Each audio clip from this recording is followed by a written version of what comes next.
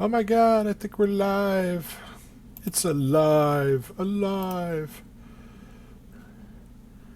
Yeah, we're definitely alive. Alright. So, extra bonuses there. So, now everybody's going to be quiet.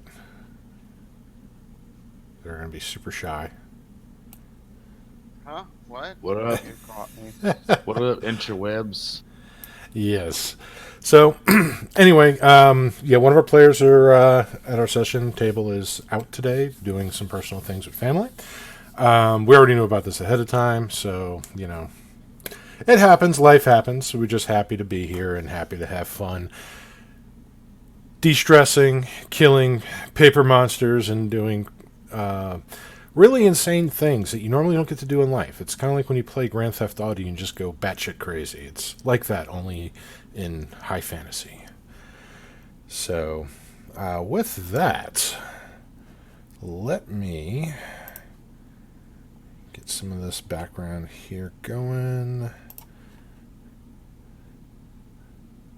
And we'll get the recaps, and we'll just jump into it and start having some fun. What do y'all say?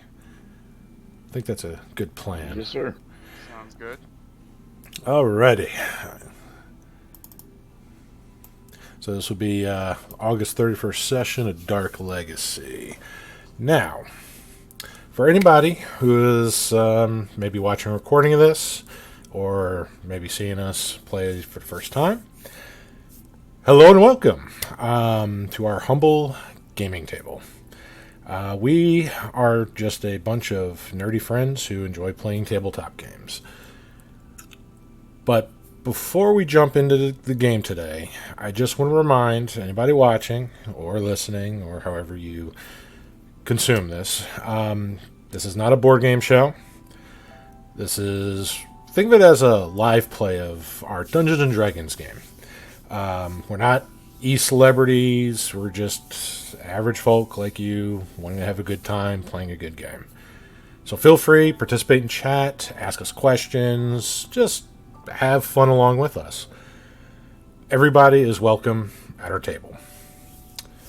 With that said, last we left off. After fleeing the scene of the slaughter at the Damaros Villa, you each went your own ways, lessening the suspicion during your travels through the night. You discussed meeting back at the Dragon's Flower Tavern the following day to discuss your next courses of action. During the night, Aerie headed to the seedy Drakesbrook district near the docks. It was there that she head over to the Broken Blade Tavern. It was here that she was gathering information on some local rumors. During this, Elodia ran into Aerie, and they both came up with a plan to follow a rather shady-looking drow elf. They followed this fellow to 3 Gogglehelm ships that were docked in the harbor. The following morning, Aerie had found a note instructing her to meet somebody at high noon in the Sanguine River Graveyard. While Aerie was meeting this contact, the rest of you were discussing matters back at the Dragon's Flower. Barth went to check on Sunosha. He discovered that Sunosha's skin had become a bit more pale, and that she had yet to wake up since losing her arm. Returning back downstairs, you all discussed that it was best to try to gather more information, especially about rumors from Damaros Villa and the happenings that you've witnessed. While discovering that nobody yet has implicated you or your fellows with what had happened there, Cindy, your half-golem compatriot, bought a plethora of pastries and had them delivered to the various orphanages within Weldon, courtesies of the Dragon's Flower Inn. After doing this bit of goodwill, you all reunited and discussed that it was best to check out the docks using your half-golem detector. And with the device, you confirmed that there was presence of half-golem by the ships that the drow was last seen at. Making your way to the dock, the crew that appeared to be all light elves, you spoke with them, requesting an audience with their captain, a Captain Reed of the Narwhal, using Ares' family contacts and businesses as cover. This seemed to work, as the captain was interested in hearing more of what was to offer. You were invited to the captain's dining chamber to discuss the matters further as you boarded the Narwhal. And that is where we last left off, and that is where we're going to pick up today's session.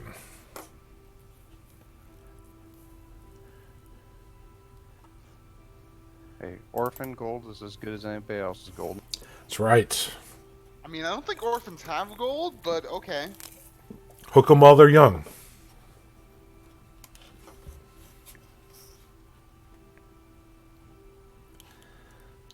Sure, let's go with that. I mean, you get those little kids on those tasty treats after eating, the not the best flavored foods, just things that are maybe heavily spiced for just to Dear Lord, add bits of flavor. And then somebody No comes up with this spoilers. delicious candy and treats. I mean, aren't spices like expensive? I doubt orphans. Some spices can be, but there was a lot of spices that could be just grown in somebody's backyard that were used commonly to add flavor to a lot of the dishes. So, for example, back in, not to get on a tangent here, but things that we would eat, today as a common meal, like chicken, poor people didn't really eat that back then because that was the source of their eggs.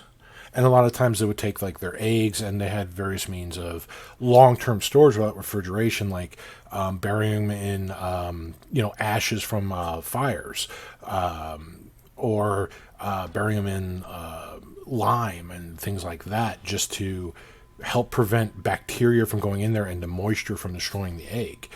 They all affected the flavor in somewhat of the eggs, but that's why they added various spices, things that they would have their own little small gardens that they can add to these little meals and dishes. So yeah, they used spices quite a bit, and everybody had their own little gardens and things. So, and don't get me started on how they use their hearths for efficiency. So, anyway, I've been doing some researches on certain things, and I found that little tangent on how they had their simple lives, and I just couldn't resist going in depth with that. So, Okay. good stuff. So we found a way for the orphans to pay, is what you're saying. I mean, if you want to look at it like that, you could have a way for them, uses for the orphans, other than turning them literally into bread. But it's up to you. So, I've heard orphan bread is pretty good. well, I was thinking about grinding orphans up and making orphan bread out of their bones, but Yeah, that's what I and was feeding them to other orphans. Yeah. Fun fact: did you know that nobles back then, when they brown bread was kind of considered like poor man's bread.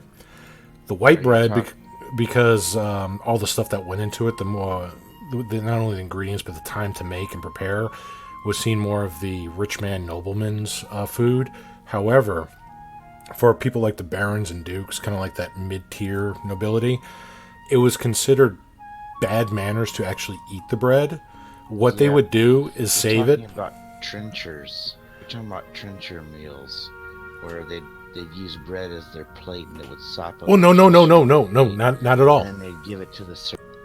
Well, yeah, what they would do is actually the bread, they wouldn't use it as their plates with that. I know what you're talking about, but they would actually have the bread, and they would give it to like the poor folk. It would seem like a charitable thing.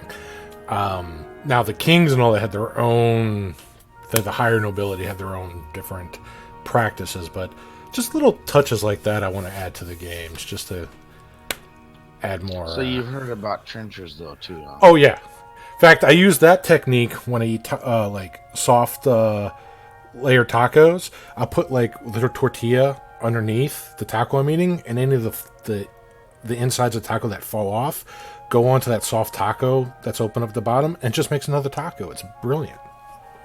Yeah. I guess so trenchers were only used by the highest of royalty and nobility? Is that what you discovered too? Yeah, again, it goes into like the work that it took to prepare the bread.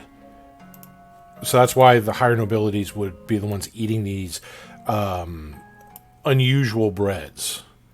Things that weren't real quick and simple to make, like some of the brown breads, the darker breads. Those were very easy. They also didn't have the same flavor. Things I would consider be posh now to eat. It was something more of what poor people would eat back in real life, medieval times. It was amazing. Yeah, like how they used to feed lobsters to prisoners because they saw them as sea cockroaches. Yeah. Exactly. Prisoners eating good.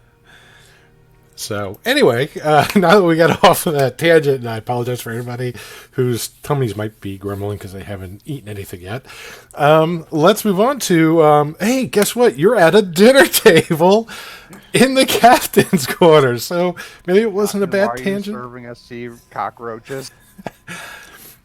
No. So, Where's everybody at? Tommy's in the captain's quarters. well, everybody's at the captain's quarters right now. Everybody's dining with the captain. Boggle is. Yes, Boggle was just kind of... He was hungry, and he heard it was free food, and he was all for that. He promises not to do the train incident again. And he promised not to steal anything. When has he ever? Oh, he does not stealing. When did he ever... Oh. He never stole nothing. He returned them tank. Yes. So...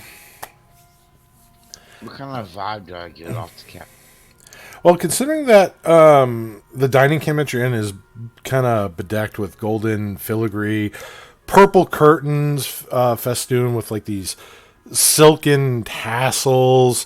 The wood paneling in here is all scented with like this, not overpowering, but strong enough scented like perfume. On the table, Boggle, is this magnificent feast. The platters are kind of golden. They sprawl atop. The table itself is like mahogany, and it's quite exquisite craftsmanship that went into this table. Even the dollies used to bring various foods and drink are something to behold in here. But the captain, who has kind of the captain has got like the open white kind of silken shirt he's got the chest area kind of bare a bit. His attire is like the pants he has, like the jacket is kind of scarlet a bit in color, but it all seems to be designed to accentuate his trim athletic figure. He does have like a flashy rapier that just hangs at his equally stylish belt, and he holds up his goblet as he takes a sip from his wine glass. Welcome aboard the Narwhal. And he just smiles, flashing his pearly white teeth. Captain Rockwell Reed at your service. Please enjoy the food and drink.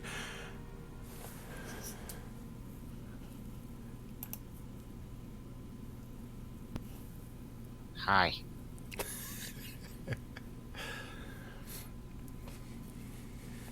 Harry will eat a little bit politely before turning to him, and I'm kind of surprised to see ships all the way out here from Goggleham.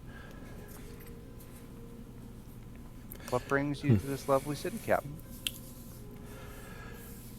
Well, we travel all over Kelowna. We travel from Tianjin, the inner seas, though I wouldn't recommend traveling through those two unless you know the safe routes. Lots of pirates in those waters and other terrors. Not good for cargo ships. But you'll be surprised at the amount of coin you can make from, well, traveling back from Tor and Tianjin and Rolflinia.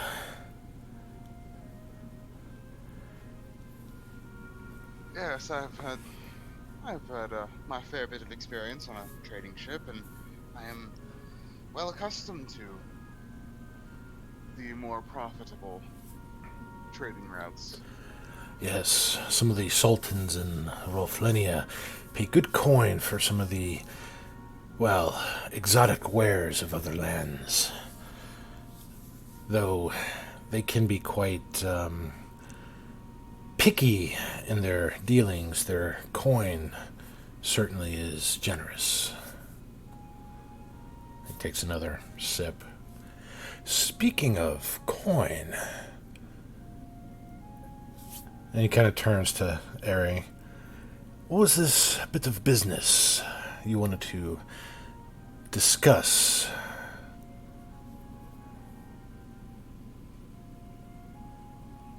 Well, we've been trying to find a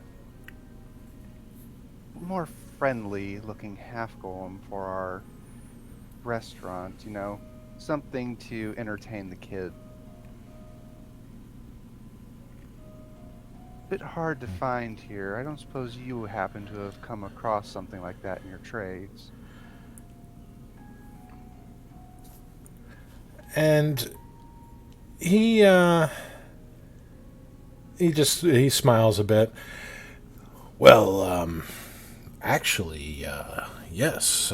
Each one of my fine ships each has one of the smaller half golems, also gifts from Goggleham.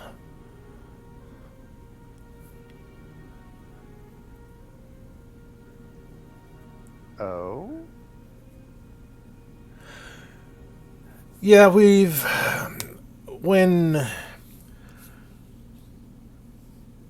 we land in the new territories, especially in Rolflinia and Tianjin, they're very big on parades, flashy showmanship. Shows that you have a lot of coin and culture and class.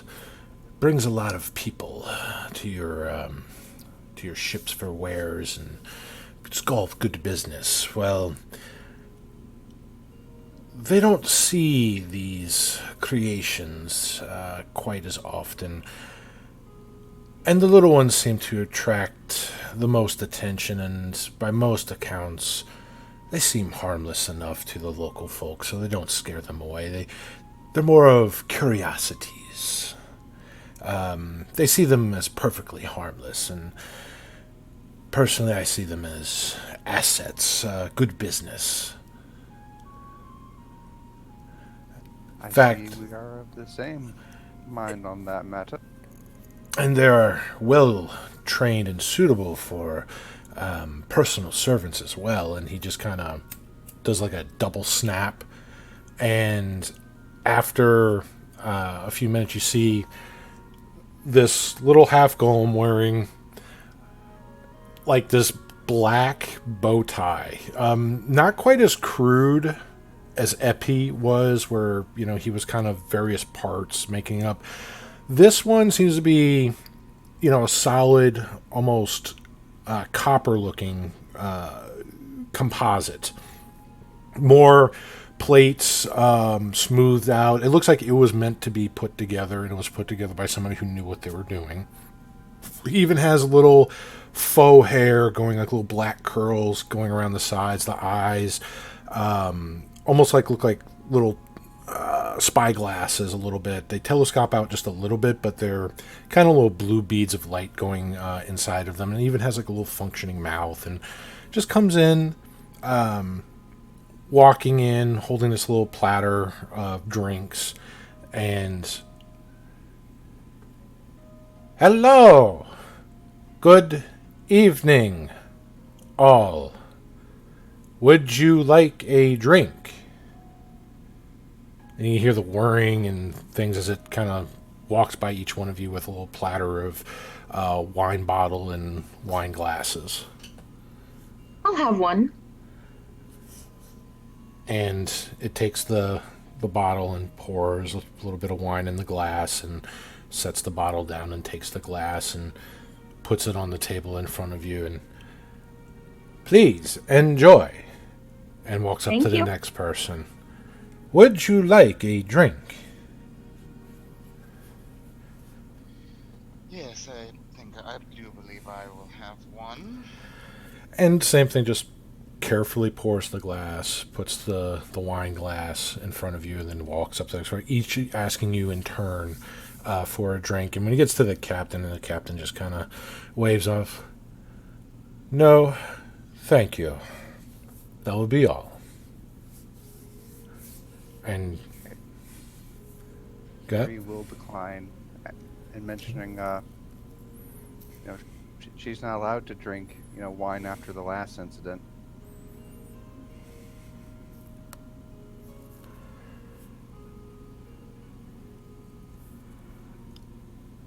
Oh, that's certainly your choice.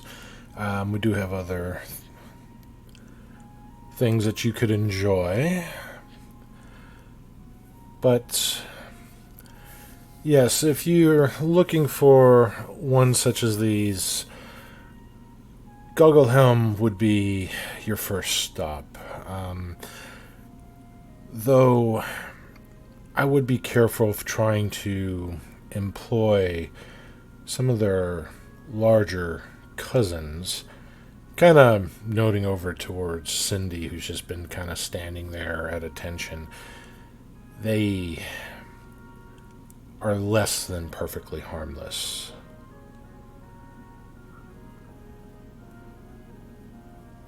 I will take that into consideration. Thank you.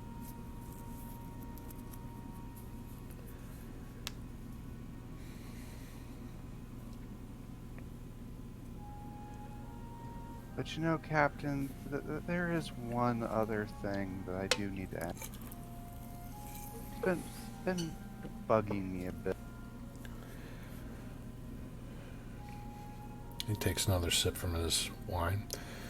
And that would be... She just kind of rests her head on her hands. You've got a lot of really nice gear behind that glamour. Please tell me about yourself.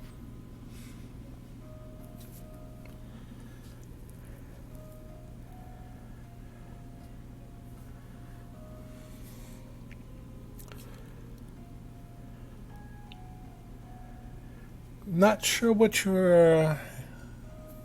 you mean.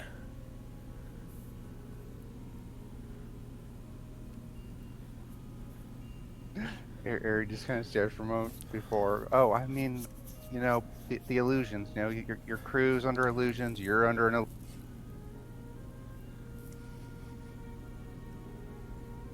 Mr. Light Elf.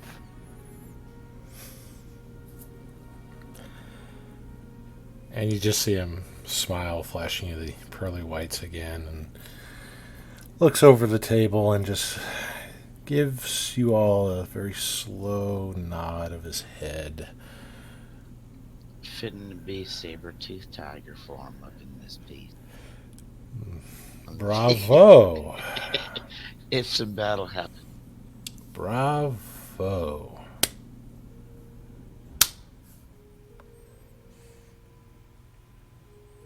I did think it was quite odd that... never mind. Ignore that. Yeah, you're probably all a bunch of drow. Uh, They are. They're a bunch of dark elves. Yeah. At least you're not goblins, then I wouldn't be talking to you. I'd just bite your head off.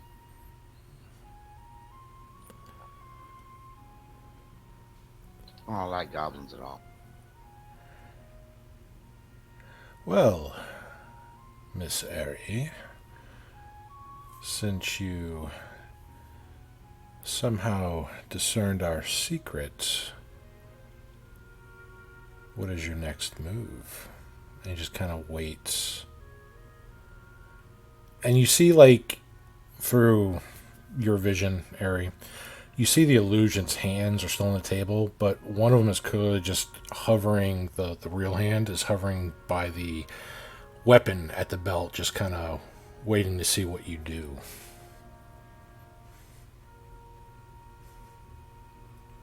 Well, I was investigating some dark elf murders have been taking place a bit. Would you happen to know anything about them? Well, a few of my crew have gone missing earlier in the month, and we were hoping to find the people responsible. Best that we were able to find that they were part of a network, a network of madness.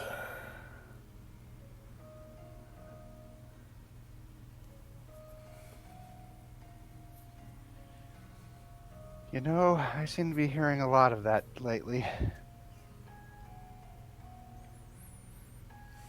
And I can't seem to find any clues that link it back to them.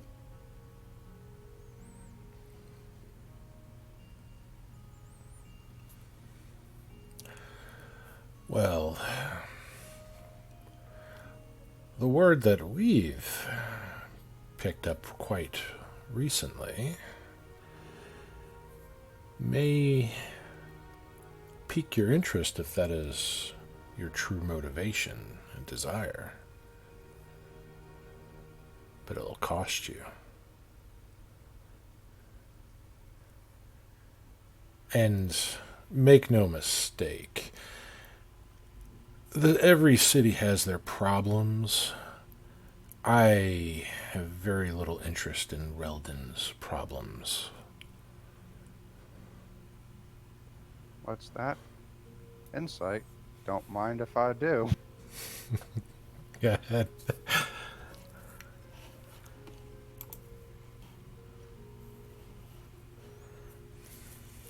9.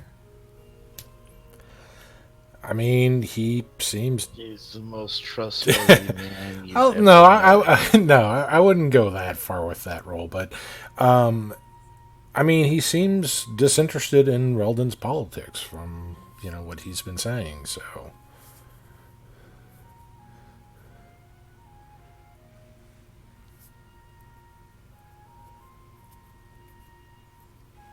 And this price, Captain? Surely someone as you does not want simple material goods.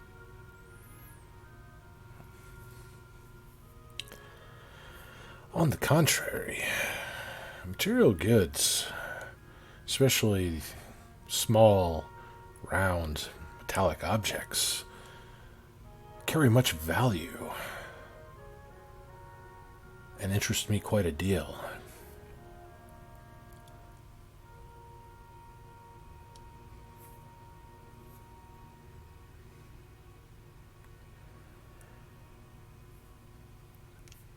Now,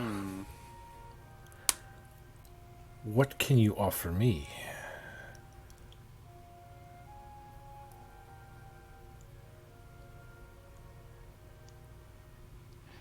Ari has a very bad feeling she knows what kind of round metallic objects he wants.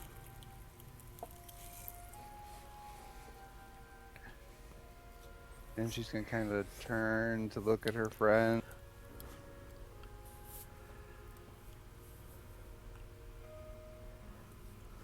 Yeah, he wants to get paid. Of course, Harry. Everyone likes coins. Even me.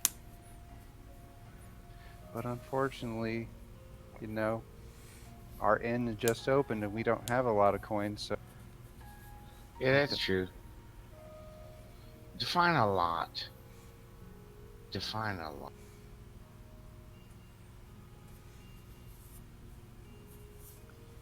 So he's saying we pay him for our help or what? Or for his help? Or am I missing some subtle currents in your conversation? I was raised by badgers.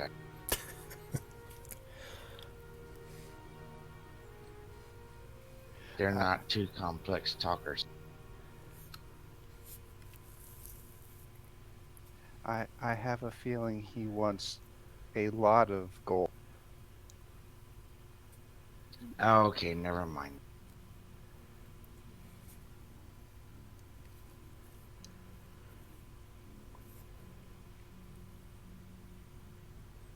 So what do we do?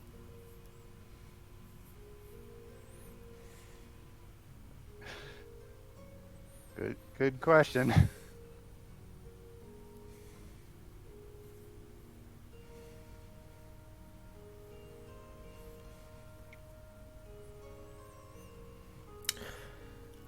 So, Everybody help me at once. so the captain will chime up again. Before we had this dinner, let's just say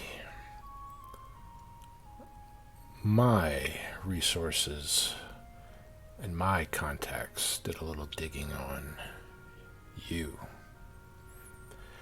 Why does everybody come up to me and say Really? that lately? What'd they say about... Well, you own a tavern. Good for you. That doesn't interest me, and I have no need for such a place. What did pique my interest is why you would be in contact with various individuals, ranging from adventuring groups to high-ranking members of the city noblemen, and even the royal palace. And so my contacts dug a little deeper.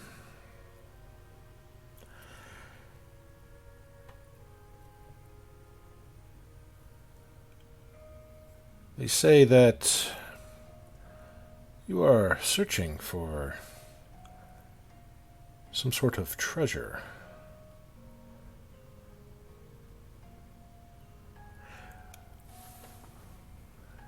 Is this true?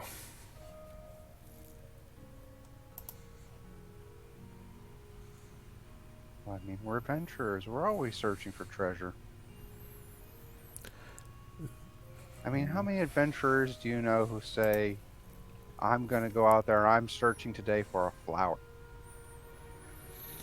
Yes, but it's not every day that Sorrow the Examiner comes to one in person for something as quaint as small bits of treasure, something that would affect the city greatly if it went into the wrong hands, something that the royal family sees as a threat.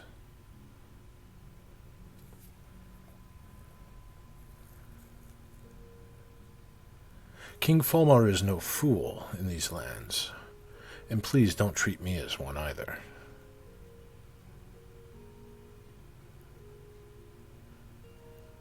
Every kind of size, sits back in her chair. So, what do you want? A cut? If the treasure is as much as my contacts seem to think it may be, I think 10% would be good enough payment.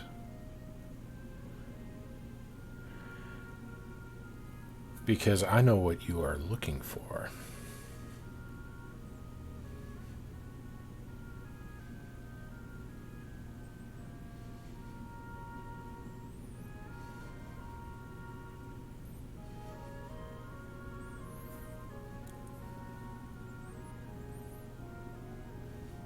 Harry's going to turn to the others.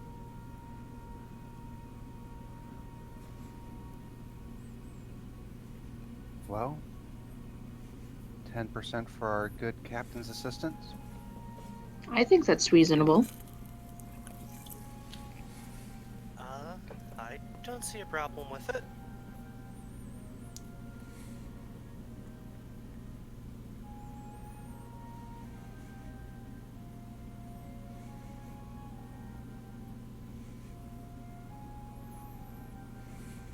Barth, you know the trader types. What do you think?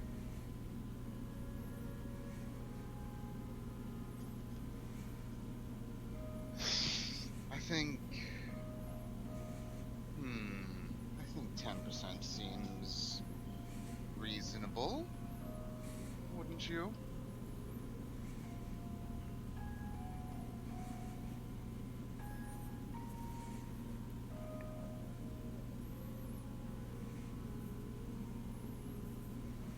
And 10% for just this bit of information?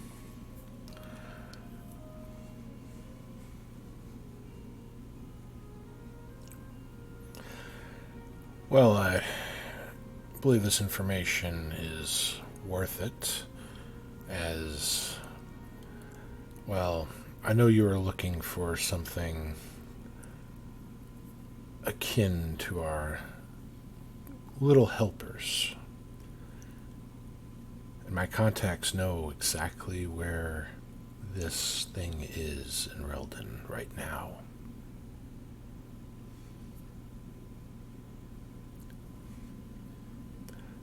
Well, I would say that. I would certainly say that if that were true, that would definitely be worth the information. That would definitely be worth. Well, we have ways of finding them. Yes, and you see how successful that has been in your endeavors thus far.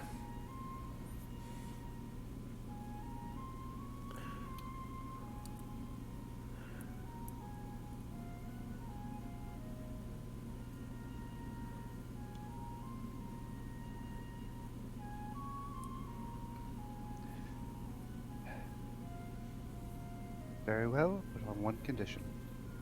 If he does not have what we need from him, your percent is cut to 5. Fair enough? If you think I plan on double-crossing you in this deal, or there is more to finding this treasure than we can do ourselves. But knowing where this half-golem is seems to be key into finding this treasure. And we do know where he is. So we'll let you find him and do what you need to do to obtain the treasure so that we can get paid. And our information is good, as you will soon see, but please make no mistake if you try to trick us or somehow cut us out of the deal once you find the treasure. We will find you.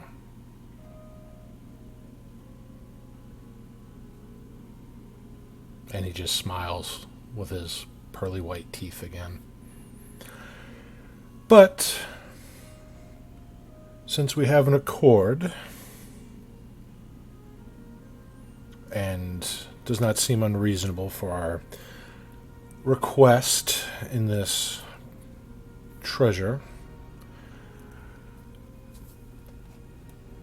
The half golem that you are looking for is currently hiding out in an alley in the market ward. And he's not just saying like he is telling you the specific area, alley, like straight up directions to where this thing is hiding at.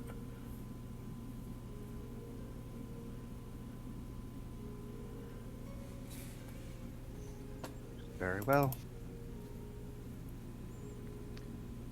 Thank you for your time, Captain. And if you do have any exotic knickknacks that we could decorate our tavern with, that would also be appreciative, but we can negotiate that later.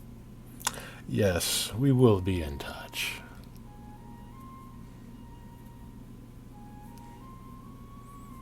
And the other elves on the ship kind of, once dinner is concluded, they let you finish your meal if you want to finish eating. But once it's concluded, Captain Reed does bid you farewell, and they see to make sure that you're escorted safely back onto the docks.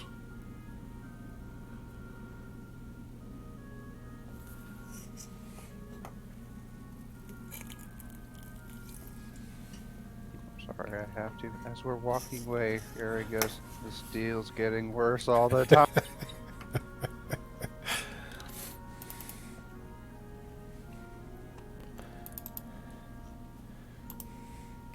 All right, so after having made a deal with Captain Reed, what do y'all do?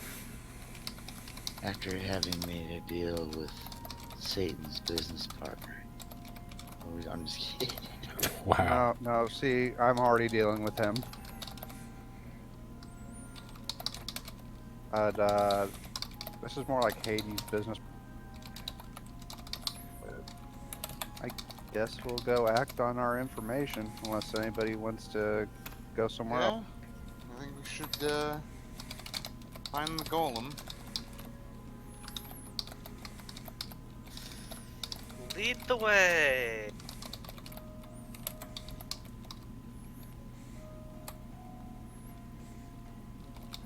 Okay. No animals were harmed in the making of this picture.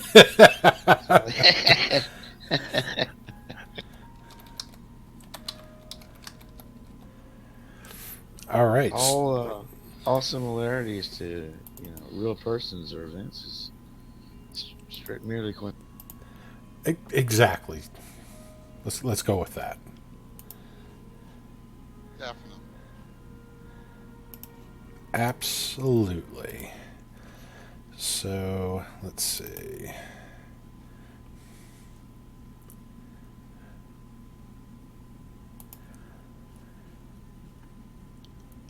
All right. Making your way through the streets of Reldon. So you just go straight there. You don't stop anywhere else. You don't do anything else. I don't think we need to, right, guys? So, I'm ready to get buck wild if required.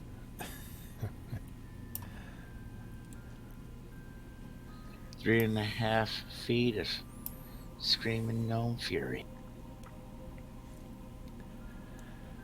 All right. Oh no, 3.25 feet. Never. I'm sorry. Even shorter. So, all right. You make your way to the market ward. The streets are not packed, but there are, passerbys, going through. I mean, it is the main market area. People visiting Reldon, merchants getting ready to leave Reldon. A lot of business, a lot of coin trains, leaves hands. A lot of money to be made here. However, through past the busy fairway, you see the alley that you were told about. this alley seems to be fairly dark, with the overhangs from the two neighboring buildings. It's not narrow, it's probably about 10 feet wide, but there's various bits of debris and rubbish in here. Things from like boxes from some of the crates from some of the nearby merchants stores. Like they just toss them out in the back alley. They haven't gotten to any clearing out. So there's lots of little things to kind of maneuver your way through. But, and you can see straight through the alley, like to the other street beyond, which is about 20 feet away.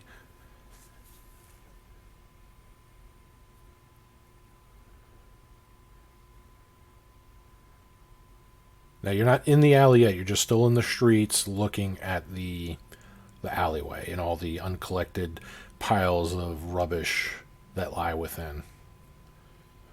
Harry, is the detector reacting? Let's find out. And Aries gonna pull it out. Zzz, beep, beep, beep, beep, beep, beep, beep, beep, beep, beep. It's going pretty fast. At least half their information is good. Let's see if the other half is. Let's split it up. Half the party on one end, half the party on the other. Make sure he doesn't escape. Is this a crowded street that we're currently on? It's not overly crowded. There are people moving by. It's I'll say it's sparsely populated. Like there's little pockets of people here and there, but it's not like constant people back and forth. It's not like a parade of city folk going by. But there's enough where it's like an average Saturday going through, let's say, a strip mall. You know, there's people walking by every now and then, but it's not a constant line of people. Alright, next Lydia. question. Is the alleyway dark?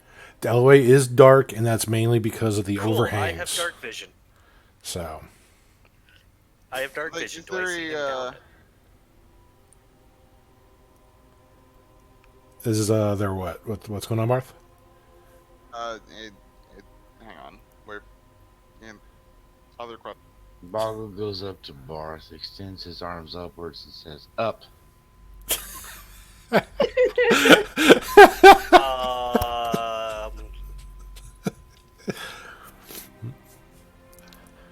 Wow.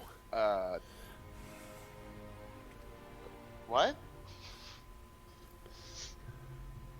I am seeing an amusing opportunity. Lifts Boggle up and puts him onto Barth's shoulder. Exactly. But I have a question. Glancing down the alleyway, do I see any figures then, since I have the goggles of night? You know, that's a great question. Make a perception check, please.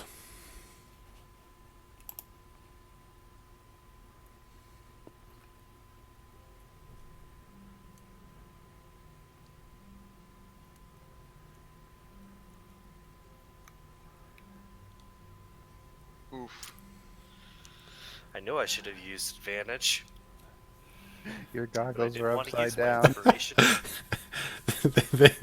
Just wearing them backwards. Everything seems really far away. Side note, real quick. One of the most melting moments that happened often of my entire life, when my youngest was 2.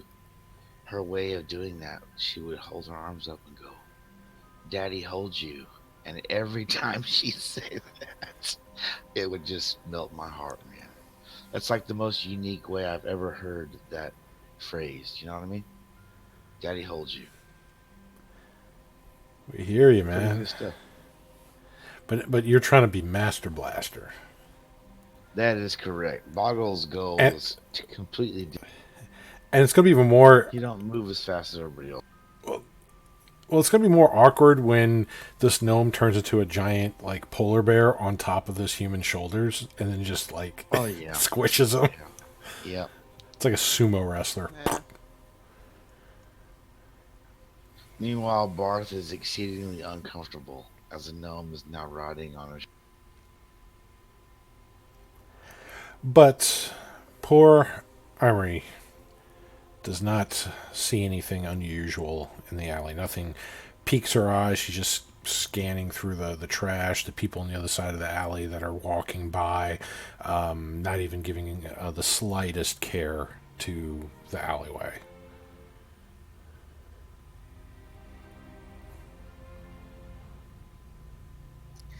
Alright, well, since I'm probably not being watched by other people, we all know what Imri's gonna do. Flips the hook. Yeah, half of a sugar on the other side. Yeah, Close up Ariel. So who's going on the other side? Ariel go off to secure the other side. I guess I can go with Barth and Boggle.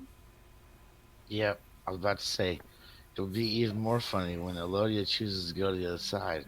Boggle jumps off of Barth and follows her.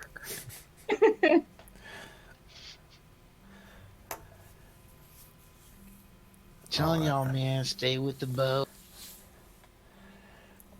All right. So, after waiting for Ari to get in position on the other side of the alley, and when she arrives, Ari, what do you do on the other side of the alley?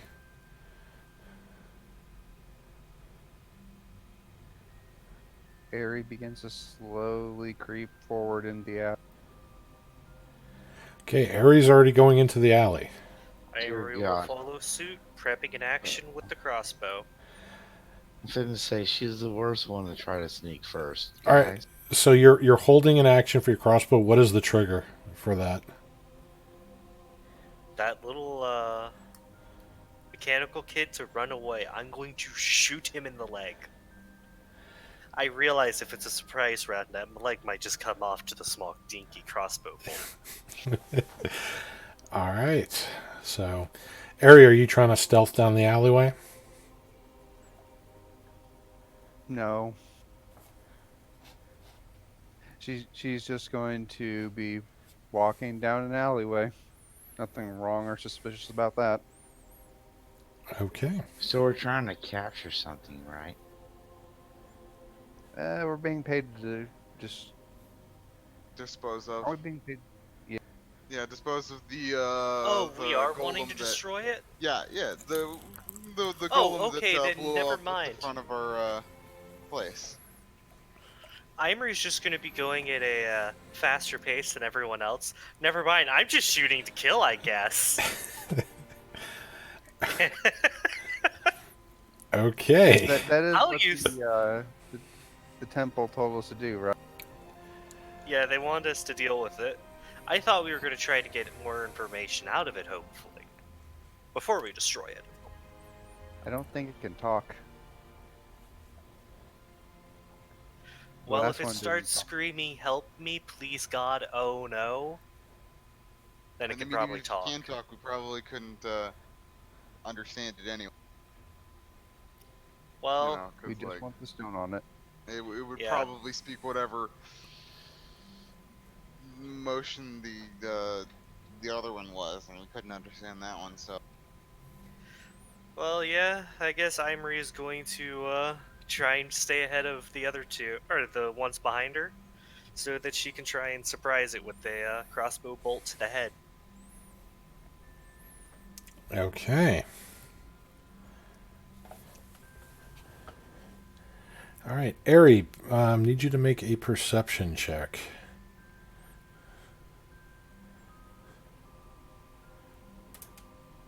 $17. All right. So, as you are walking down the alley, some of the piles of rubbish to your right start to kind of move a little bit, and just seeing, the things move, what do you do?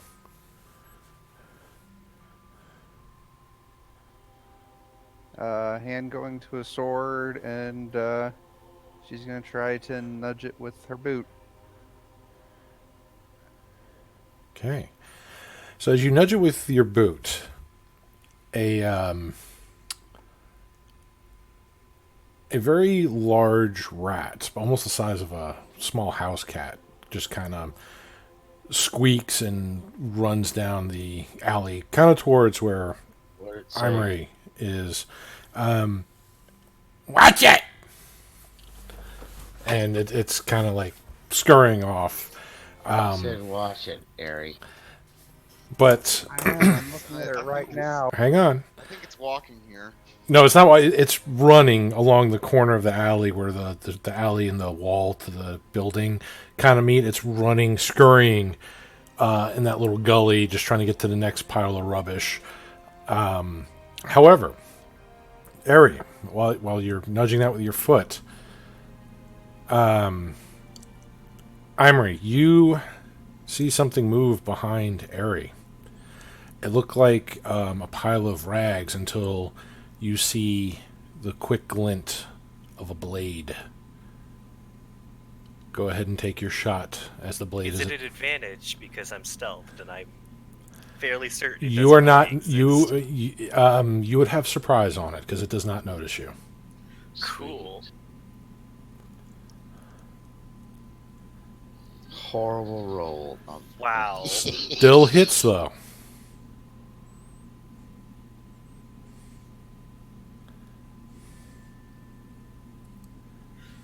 Just take away my +4 to the second hit since it's force crit.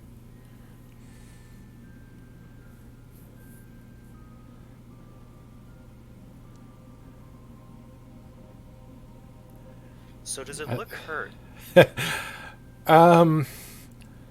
Yes. So as this pile of rags behind Ari starts to come out really quickly, like it's trying to stab her right in the kidneys. You see the mechanical arm. You see the various wiry bits of metal that was described to you by Epi of what this thing looked like. And it seems to be like camouflaging itself using like this battered old cloak, just blending in with the trash.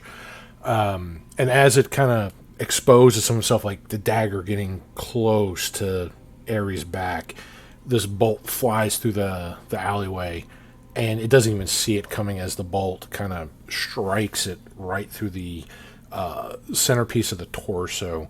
And it does so with such force that the pieces that were holding it together in that core apparatus have been shattered by that hand crossbow bolt, causing this thing to make a racket as the pieces just kind of rain down behind you, Ari. Some of the bits, like the head, just start rolling down the alleyway that you came from. Other bits just kind of clink, clink, and just it's a loud racket. Man, that was cool. Is there still enough of it trying to shiv me? No, but you do see like the makeshift dagger that it had. It looked like it sharpened another piece of metal and wrapped some bit of torn cloth around one bit of it to make kind of a grip for a handle.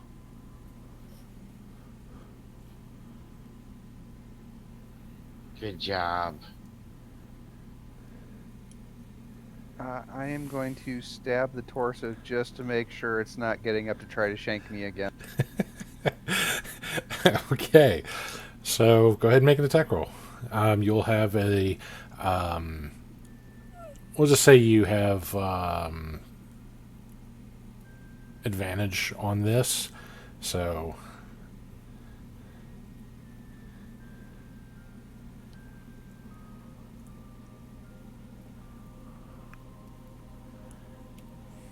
And Oh, that's what we're doing. Quick, shoot it, Elodia. And I'll pull out my dagger.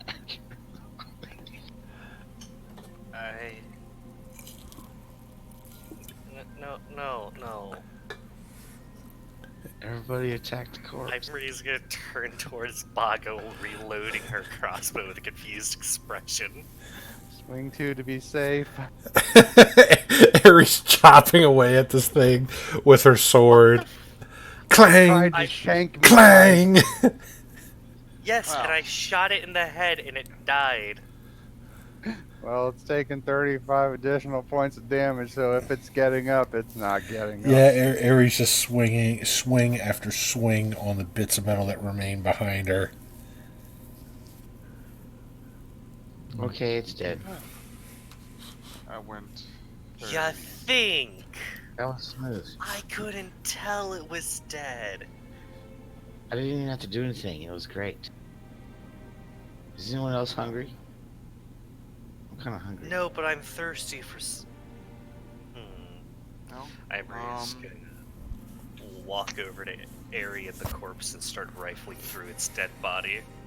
All right, make an investigation check. We still need to find the thing.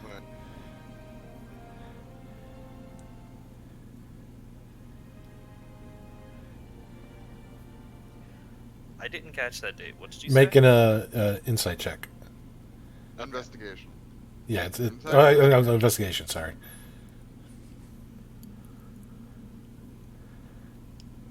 I don't know why our mouse double clicks, but I'm supposed to only have that 10. I wish I had the 14 though.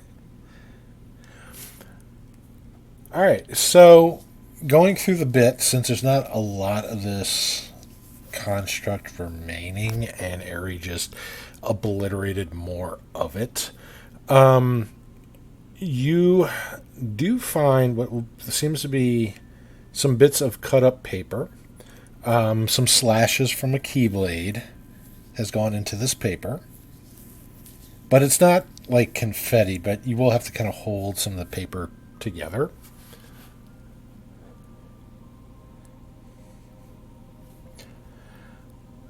And as you're taking this paper,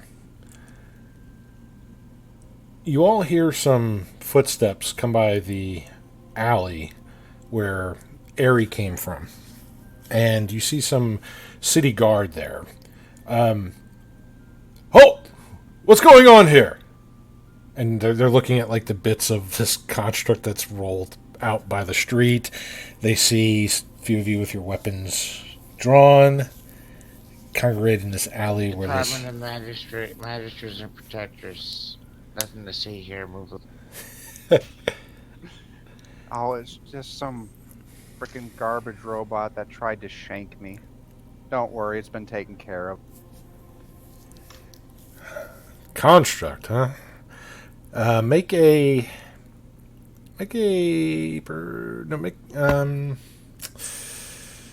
persuasion check, because you're not really lying.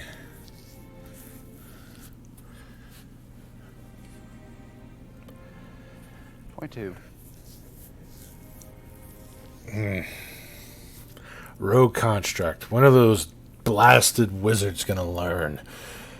Well, just clean up the mess. Try not to make any more of it. But once you do, don't loiter in the alleyway. Don't. We're not going to take you in. You didn't. You didn't disturb the peace yet, but and he just kind of kicked some of the construct with his foot, just a little boot. It's a good thing these things have no rights, so no crime was really committed here. Well, clean up, go home, and cause no further mischief. And they just kind of walk off out of the alleyway.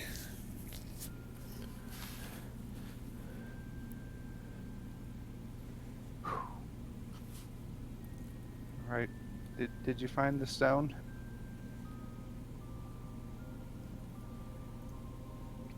I don't. Emery think did I not. Did I? You did not. You found a piece of paper that Ari was successfully chopping up with her blade by accident. So, do you look at the pieces of paper that was cut up? Yeah, I found this that you completely destroyed by going into Overkill. That wasn't me. Carrie, I watched you as you violently swung your sword into it. Does anyone here know mending? Anyone?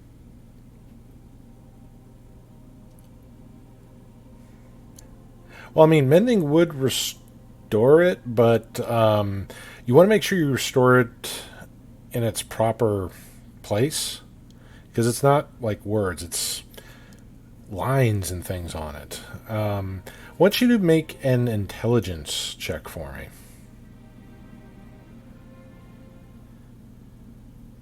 Yes. Her good stat. Oh, wait, hold on. Oh, wait, never mind. She still just has a 1 to that.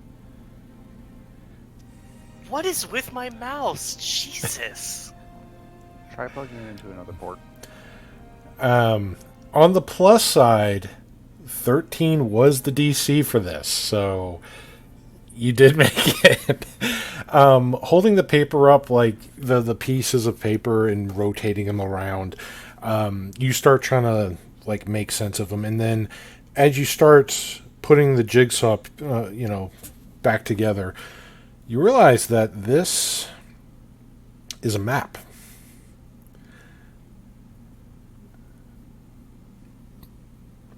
The map is a map of Reldon.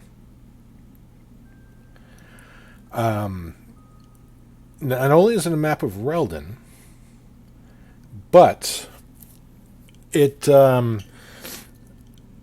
depicts a marking with an X by one of Reldon's wards.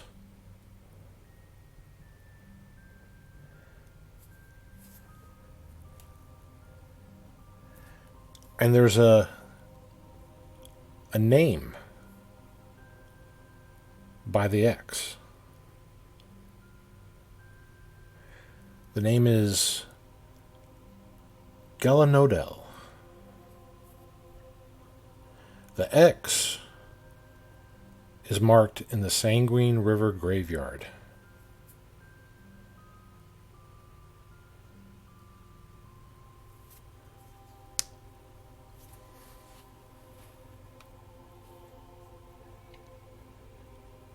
Well,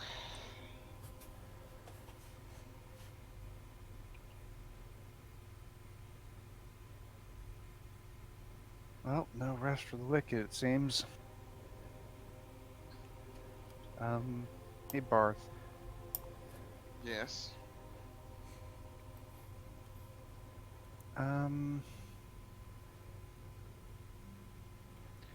you help me carry this thing's what remains of its head? Yeah, I'll get it. And Bart's gonna go and pick up what looks like the construct's head, The head. some other identifying mark to serve The, as the head will proof, do it. The head's not much bigger than a large apple. Alright, yeah. He'll pick it up and put it in his bag. So, just had the map. Alright. Bart's gonna search around one more time, see if we missed things. All right. Give himself guidance. Okay. So you're just looking around the area, or you actually like? Searching, like, through the... Okay, so investigation. That's what I was trying to determine. Like, are you trying to spot Yeah, something in the general environment, or are you specifically looking? So, all right. If I'm still riding on his shoulders, can I assist him and give him advantage? Well, I mean, he's physically sifting through things. Hey, never mind, I'm not on his shoulders. Yeah, he's digging through trash. I mean, if you want to dig through trash with him, I mean, Right. you've been with honey badgers. You could assist him with that. That's true. What are we looking for anyway, specifically? Well, anything that seems important, really. You know, we need to sift through all this trash quickly. He might have had treasure. I mean, I mean, he came from a noble lady's house. It's entirely possible. yeah. Although I think that map might be where he stashed his stuff. But let's take a look. So do I have advantage? Buggle, are you assisting? Yeah, why not? Then you will have advantage. So, We apparent. find an infected needle. No. So 13. 13. So no. So a little better than Amory's, but not much. Find some like moldy, partially remaining bits of some bread.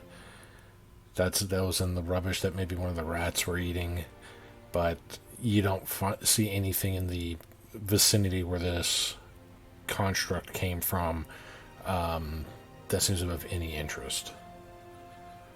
All right. Well, we should probably check out what that map leads to.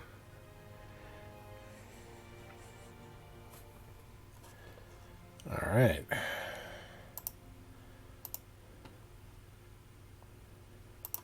So do y'all go to the graveyard? Sounds like it. Okay. Let me grab a few things here because we have a map.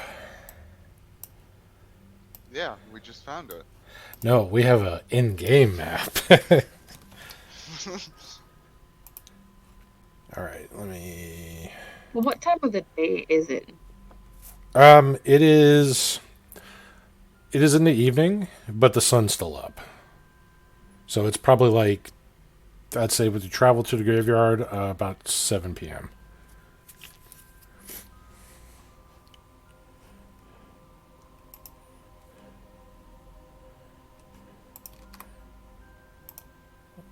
Right.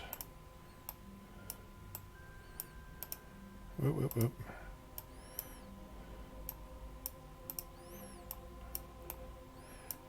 Your tokens are supersized on this map for whatever reason. I'll say that is the only thing I miss about Fantasy Grounds was the auto resizing of the tokens.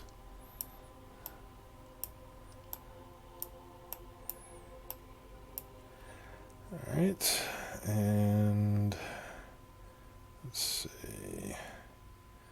Just make sure this is... Alright, so this all needs to be revealed. Give me one moment. I'm going to move your tokens onto the... Well, not tokens, the map view as I'm doing this here. And I should see the stream map. Can update it a bit as well. Okay.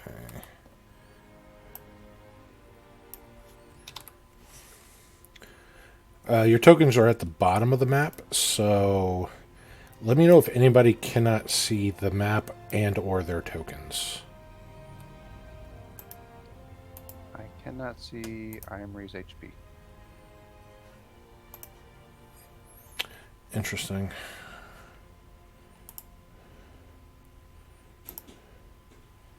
Advanced should be visible to everyone.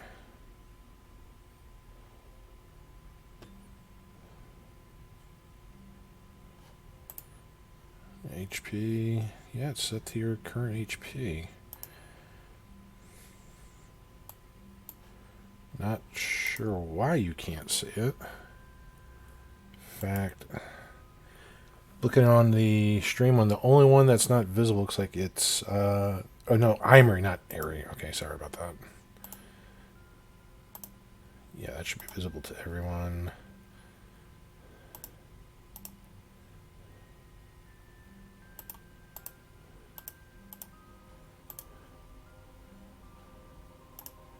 Okay, now Imri should be visible to everybody's. Alright, see if I can do a polygon reveal of this. Yeah.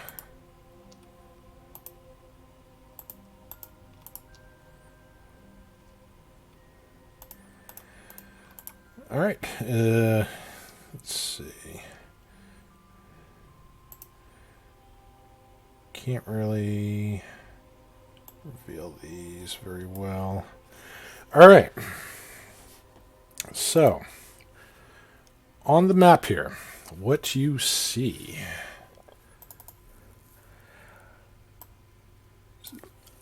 Going through where the map of the Sanguine River Graveyard District, you find that the name Galanodel is marked on a mausoleum. The name is clearly engraved above the entrance. The outer doors to the mausoleum appear to be closed.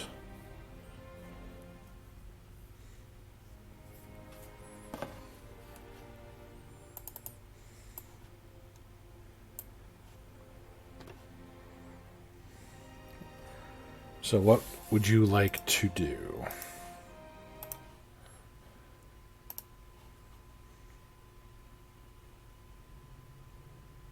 Those doors appear to be the only way into it. Aries can kind of look around, see if she can see another way in. Okay. So, make a perception check. 8. From what you can see, the mausoleums, at least the ones here, the entrances, they seem to be fairly small, but you suspect that they probably have more to them underneath. And as what you can see, this appears to be the only way inside of it. Though this is standard fare for graveyards.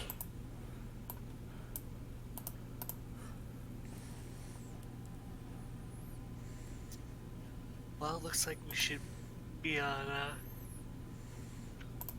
on guard as we go in. And Imri's going to flip up her up.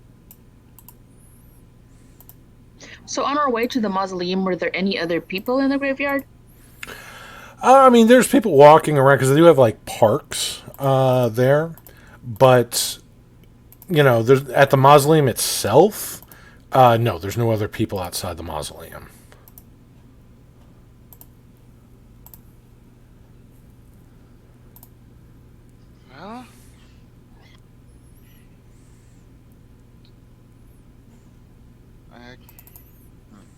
Well, I guess we should get to it.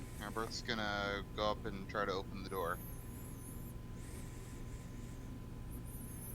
Okay. So let's see.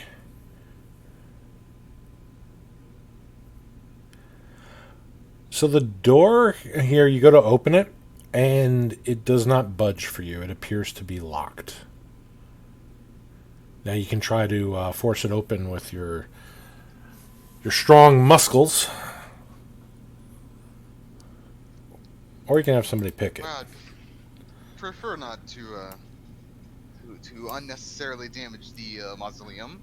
So, do one of you two wanna maybe come open this? It appears to be locked. Alright, Against so, my better judgment, I'll pull out my thieves kit. alright, well, yeah, you need Barth, I'll get the backup ready just in case. Barth taps you on the forehead, gives you guidance. Let's see how this goes. Fun fact: Oh my god! Ooh, that's cool. Hey guys, so the 37 isn't open. Fun fact, Pathfinder 2nd Edition actually has rules for just buying extra lockpicks, and this is actually one of the reasons why. So, yeah, a 37 is going to do it. If it didn't, we would, be very concerned. It's like, is this a mausoleum or a lich's lair? Yeah, no, time to turn around, guys. They keep the gold. Oh, that's it. Yeah. No, you start going in there and you easily pick the lock. Barely a challenge for you. So, let's see. Let's get this here. Okay, good. It's still in reveal areas. All right.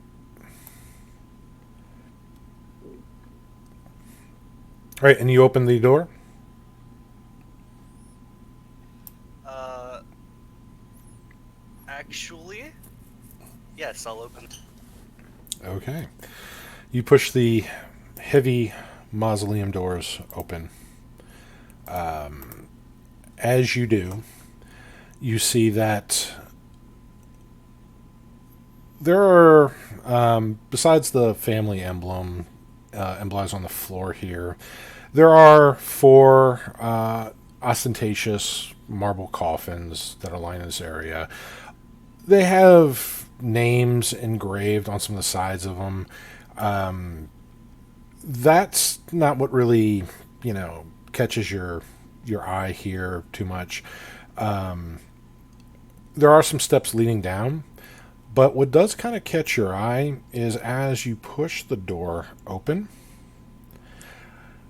there are not only some dirt smears by the door, showing basically some signs that it's been revealed recently, but there are footprints that crisscross through the dust on this upper level floor, some of which lead down the steps to the crypts below.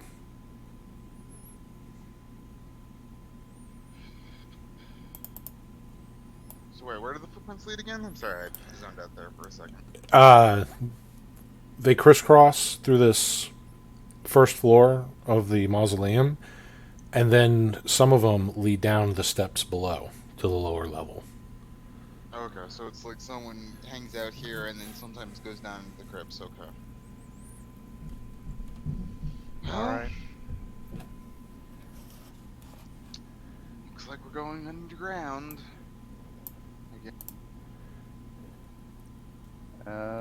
Who do we want taking point on this one? Barth will. All right, Barth. Alright, Ariel, take the rear guard then.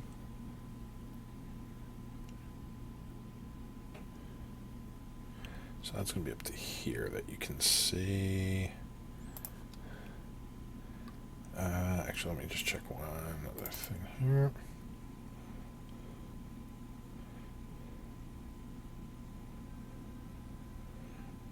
So there are many empty sconces that adorn the walls in here going down. There is no natural light within here.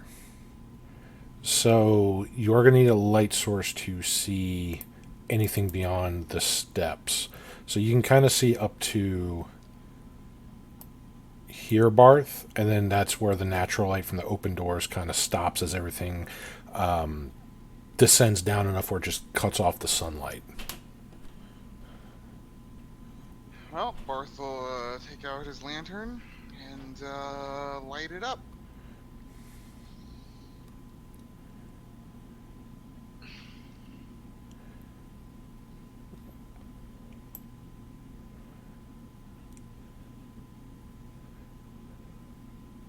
Harry will light up her sickle.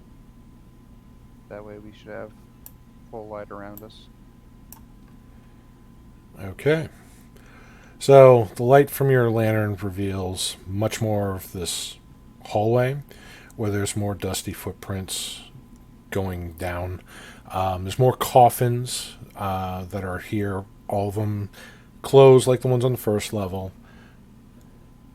A lot of dust in this mausoleum. Other than the footprints, things haven't been in here for quite a while.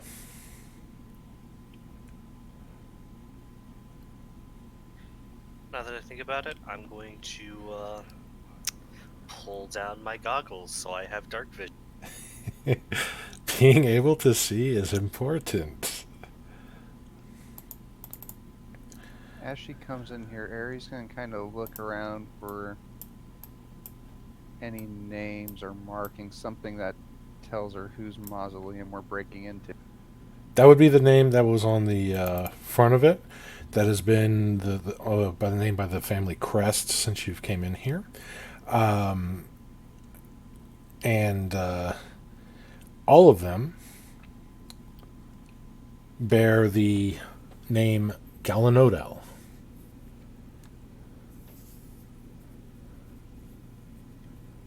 So he broke into somebody's family tomb. Somebody Yes. with enough relatives and gold to pay for this. Yes. Aries picking up on these things. And Boggle is just staying Yeah. outside. No, Boggle turned into a mouse and is hiding in Elodia's pocket. He's writing. That's what he sits on the Discord. Ah, okay. I What? can't see the Discord. That was what I was doing last. Oh, I'm never here. mind then. Never mind then. Boggle's just letting all his friends die horribly.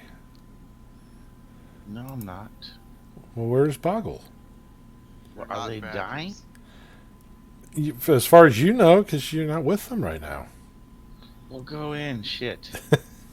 You're hanging outside, watching the squirrels run up trees like That's a fine. little Okay, dog. Yes. Go in where they went. It'll be. You want me to move you on the map? Actually, that's probably why he's giving me a hard time because I'm distracted. Thanks. All right. Oh, there you go. I see. Okay, and it makes sense now. Jacking with me. That's Yep. Gotta keep you on your toes. Anyway, but yeah, you do see that the hallway does kind of bend. Does make a right-hand turn, going further into the crypts of the mausoleum.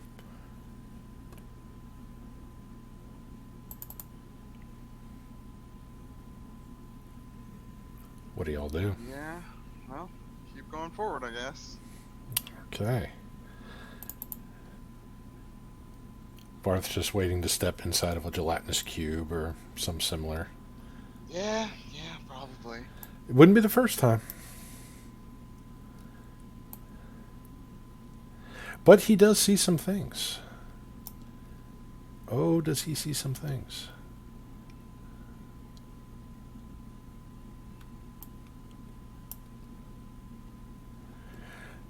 Let me describe to you what you see.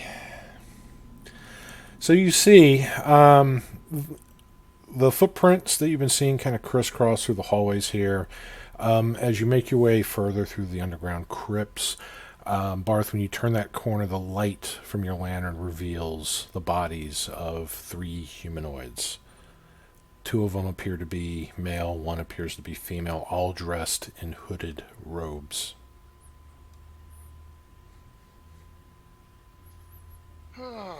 And they're dead, right? You have no idea. They're not moving. And they're lying on they the look floor. dead. Okay.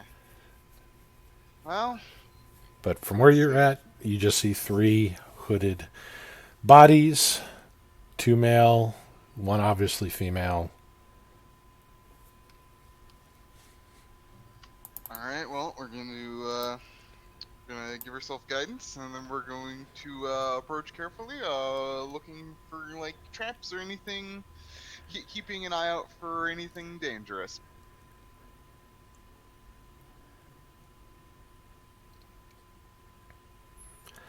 All right.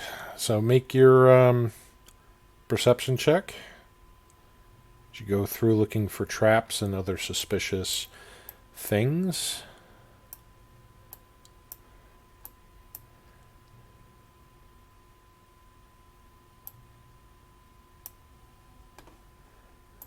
So it's gonna be 11.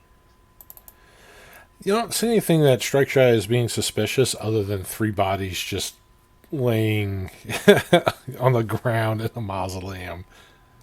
All right. Well, let's inspect them, see if they're really dead, and see if they have any identifying marks.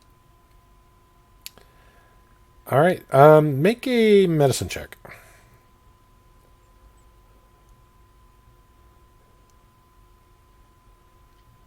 14.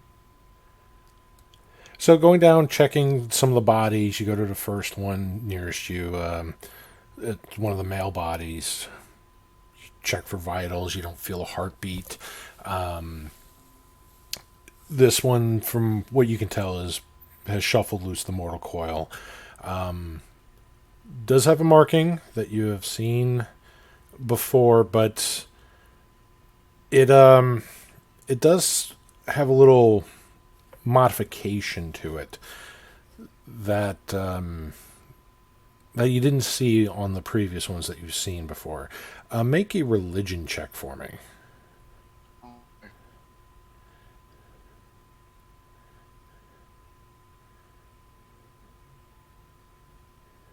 Four. You have no idea. I got. This guy's got bad taste in idea. tattoos. Yeah, that's what it looks like. So Definitely not a sailor. definitely not a sailor. So looking at the next body, which is the woman's body,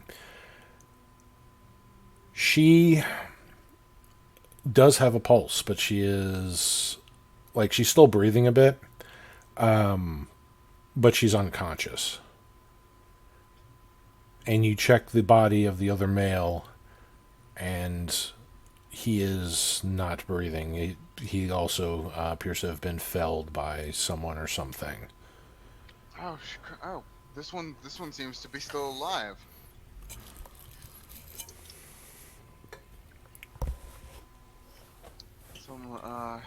Someone want to, Boggle or Elodia, one of you want to see? Yeah, I can do cure wounds on that. I can heal.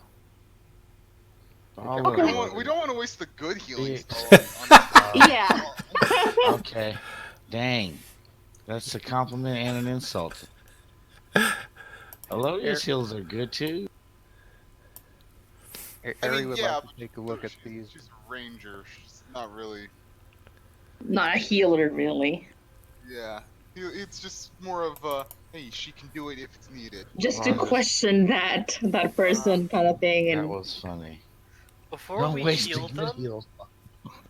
before we Yeah, heal tie them, them up Imri's before gonna. then. Well, no, Imri's going to immediately put a hand on you guys' shoulders and go, guys, they look like cultists. Please don't heal the cultists. Well, we need should- information out of them. We can should, at least interrogate the one. Okay. Sorry, last time we saw a cultist, they summoned a massive demon. And we can stab them before they do that. Okay. Yeah.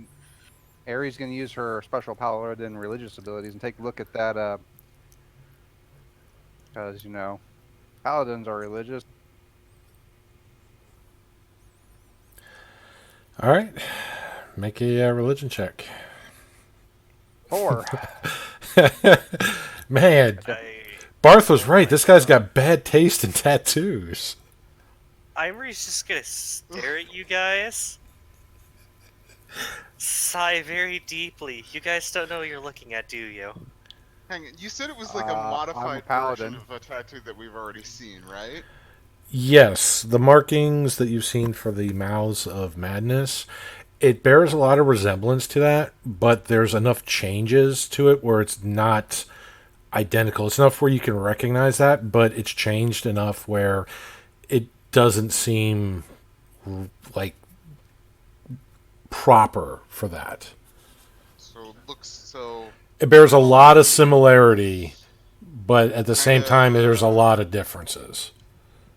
So these might be members of a group that broke away from the Mouths of Madness. That's kind of what that says to me. Well, let's tie up the one that's still alive and then resuscitate her. So Bart's gonna pull out his rope and he's gonna bind the hands of the one that's still alive. Okay. All right, whenever you're ready. And Elodia will do her healing. And you see this half-elf woman. She's got short, cut, brown hair, green eyes. She, if she were, fully human, she'd be about late 20s in age in terms of her appearance. When Elodia releases the healing magic, her eyes just kind of flutter a bit, and she just kind of groans and starts to try to move, but then her body's restricted by the bindings that Barth has put upon her, and that's when her eyes just kind of flash open and what? Who? Well, it's good to see you're awake. Don't worry, we won't hurt you as long as you cooperate, but if you try to, do anything, Amory, you know what to do. So, we're just going to ask you a few questions. What are the three of you doing down here? Well, what were you doing down here before you met with a rather untimely accident, it appears?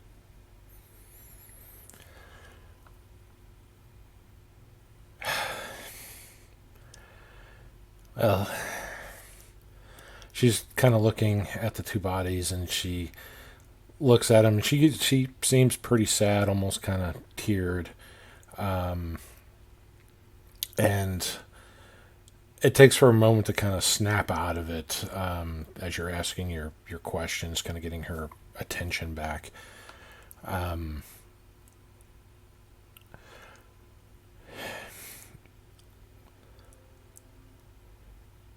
We, my boyfriend, Holiday, and she kind of nods to one of the bodies, kind of gesturing. He brought me into this cult that he was a part of. It's what they were talking about seemed to make sense, and we were.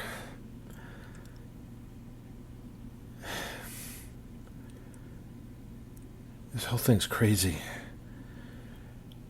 Things just seemed to gotten better once I was with them, and then the group of us were coming here to get some sort of stone. That's when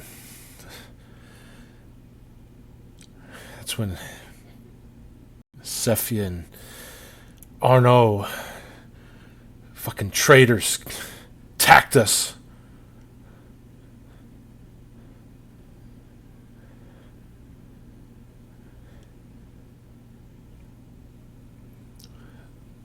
Stabbed us with daggers and used magic. I didn't see the dagger coming that got me. Who the hell are you? Oh, we're just some passerbys. So, which exactly was this cult that you found yourself in? Well, they made offerings to the Lord of the Pit, but their ceremonies, they worshipped a mad god.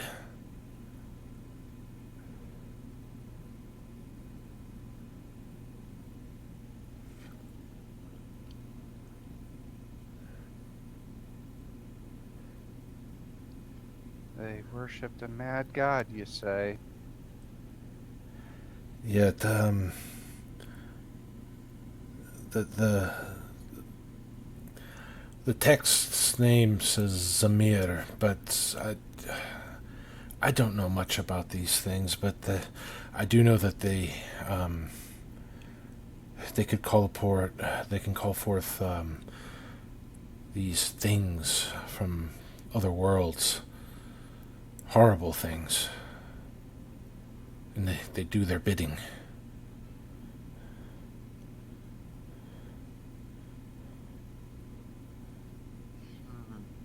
Like what kind of things? Dark things with wings? Big monstrous blob? tentacle monsters? Was it the tentacle monsters? And she goes about like things that are not natural, that they're almost humanoid in appearance, but they're not anything close to being human or elf or dwarf or anything that I've ever seen. Some of them have taut gray skin with series of spikes jutting out. Others have large unfurled wings like a bat, and large oversized mouths that look like they could bite your head off clean in one snap. Others are covered in writhing chains. Some of them had large spiked tails. The horrible things. Sounds like what we saw there in the fighting arena. This marking, when he gestures to the marking on here, it looks like ones we've seen, but it's definitely different. What can you tell me about it? It's the brand that the cult gave its members. That said that their masters are touched by flame, and so we shall as well. They said it was the marking of the mad god.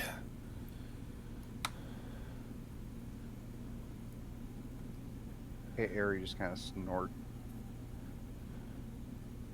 Well, it's been a while since I've actually gotten to do paladin duties. Killing those who, do bad things. Yeah, that's what I meant to say. Do bad things. So, how many were there in your group? How many of them that how many came with you down here? With me, it was 5.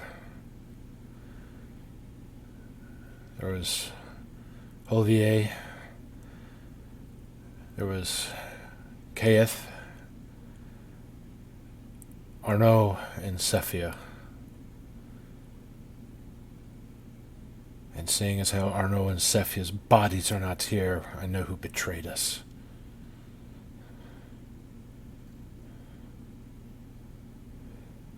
Did they find what they were looking for?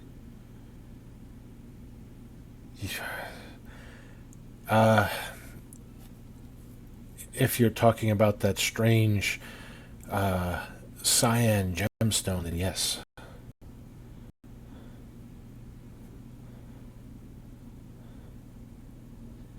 Right, so where are your blaspheming friends at right now? If you Where would they be hiding out? if you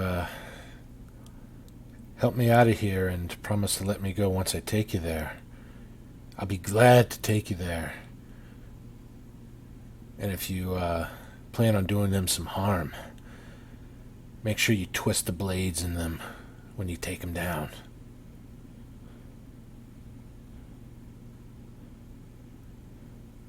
Oh, rest assured, that will happen.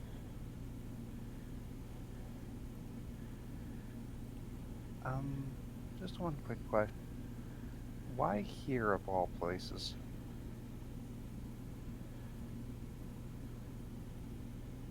I don't know. They said that this gemstone of great importance would be here, and they wanted to get it before somebody else could take it. I don't know why, but they were right. It was in the family crypt. And as soon as we looked at it, and Arnaud and Cephia confirmed that it was what they were looking for, I felt a sharp pain in my side and fell down. And then You woke me up. In the family crypt off with Chummy. And you know what's cut rolls coming next day.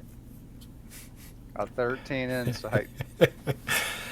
I mean, from what you're picking up with, she seems like a woman scorned and a woman that wants to have her murdered lover avenged more than whatever this cult wanted. So she's looking for vengeance. And if you're the instrument of that, then so be it.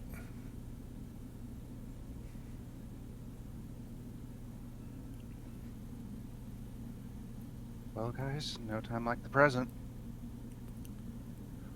Yeah. If there's anything else down here, then we might as well move on. Is that a door back there? Yes, it led to the coffin that held the gem.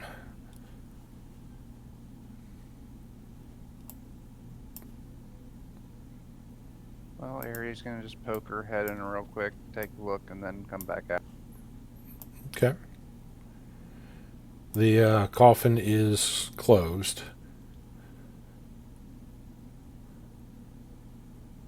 Let's take a look inside of it just to make sure. All right. So as you slide the lid off the coffin, inside you can see that the contents are a lot of dust and bones, which do look like they were disturbed.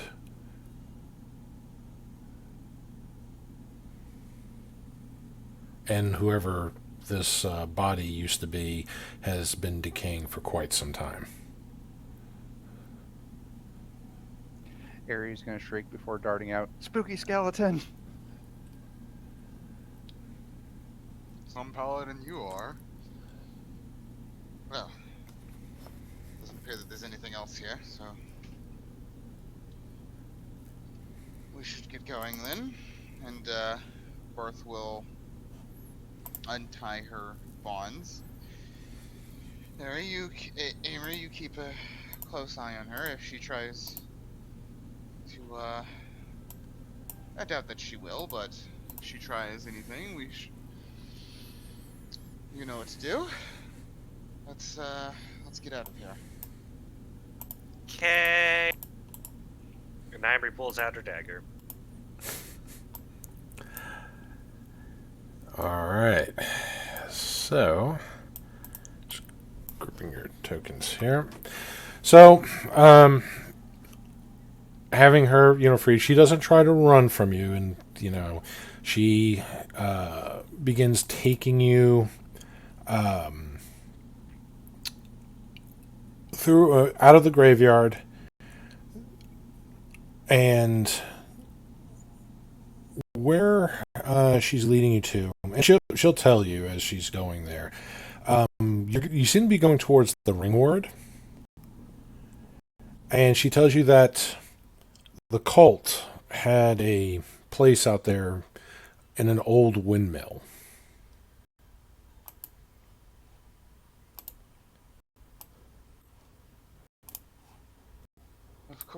Of course we come back here. Starting to click together a little bit, huh?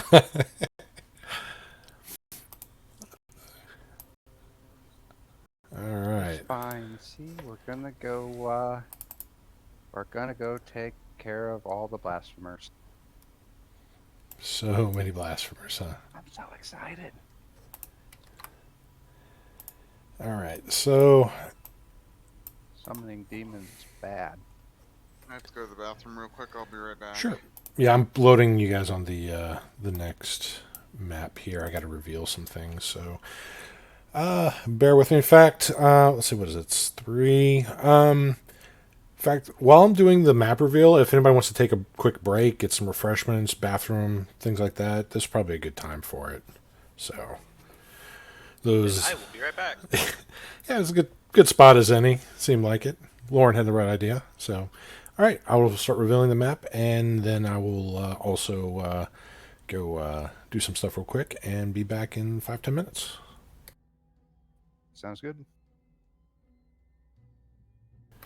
So, for those of you who are watching, this is the exciting part, the revealing of the map. Dun dun dun. Okay, why is it not locking on? There we go.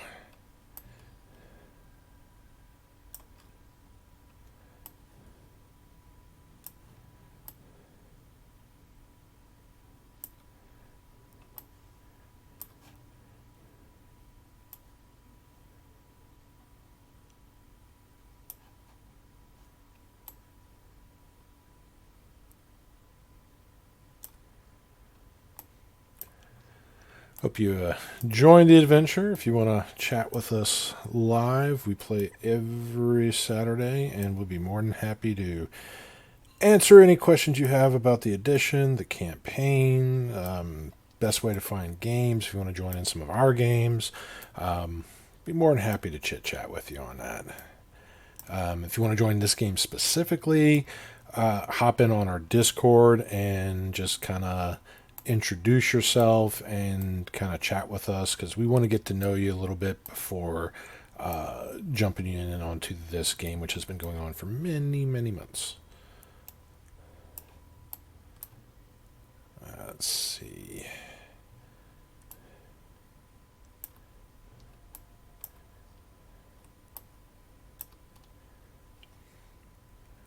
I think there's a polygon. Here we go.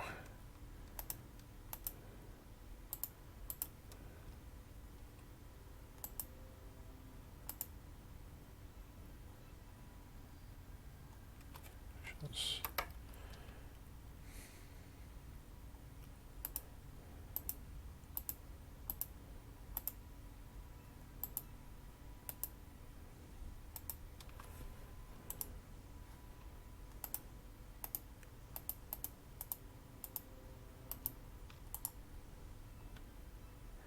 All right. Think.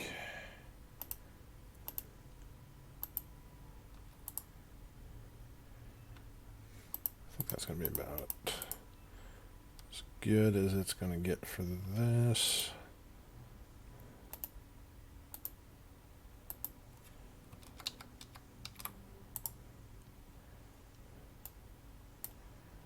You can see doors. Let's do a little bit more over here. All right, I think that's fairly good here. I will be right back myself. Feel free to message any of our fine players in chat, and we will talk to you during this little break. So, be right back.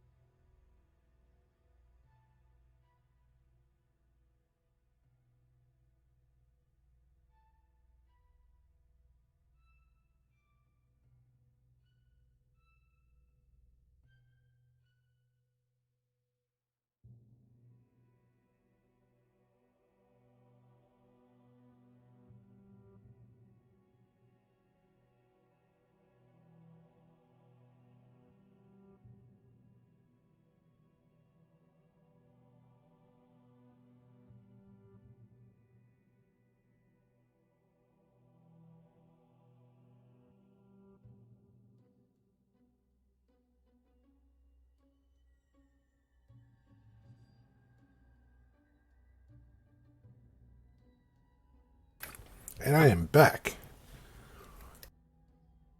Are you though? Well, are we all back? I mean, are we even really here to begin with? These are the kind of questions that we have to ask ourselves about our own existences. But since you're here, can you see your token in the map? At least what's been revealed? Yeah, I can. Awesome. This windmill totally isn't a 16 level dungeon, I swear. Definitely. I've done some insanely stupid sized maps before, and I don't want to do those again. They're not good for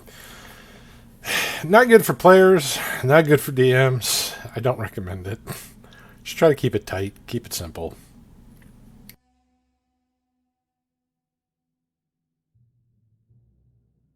With that said, it should be interesting.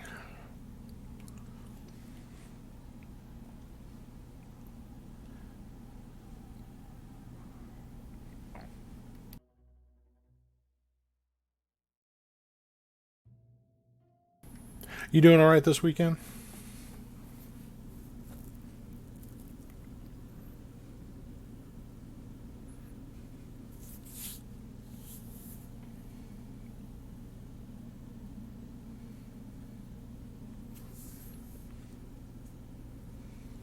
Okay, I think it's good. Yeah, no, I'm doing fine. Doing good.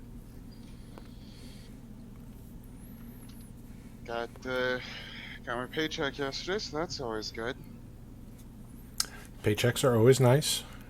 It's a long weekend.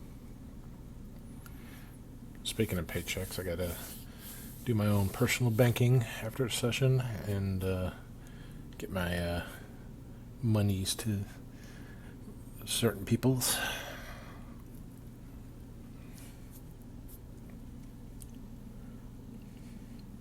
But yeah, long weekends are always nice. I was glad we have it after travel I had been doing during the week. So I can't stream as often because traveling for my work recently has been up abnormally.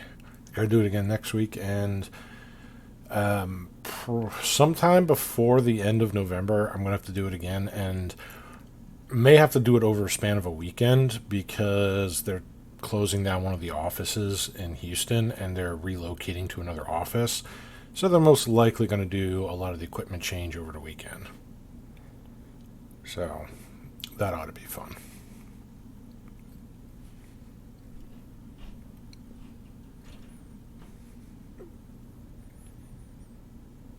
The overtime would be nice, but Yeah.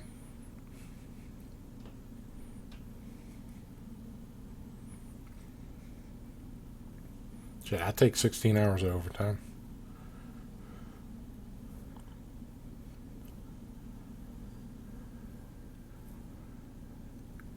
So as soon as I get more information on it, I'll let everybody know. They're still negotiating the new building that they want to kind of go to, so they haven't even finalized the contracts on that yet.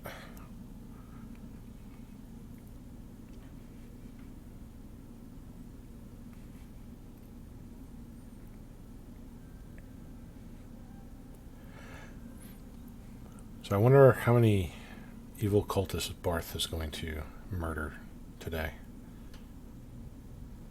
At least a number. As long as it's a positive integer, huh? That's all that Yeah. matters. And I'm back. Welcome back. Valkyrie is about to die. Well, Don't shoot how life food. goes. Shooting potions has a lesser effect. I've played way too much Gauntlet as a kid. Yeah, Hey, sounds like That was it. great.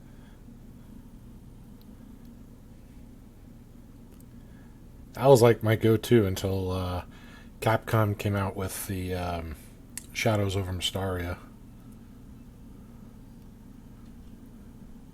because they didn't have a lot of good fantasy games. I mean, they had Golden Axe was kind of hit or miss if you can find an arcade that actually carried the machine, but they didn't really have a ton of high fantasy arcade games.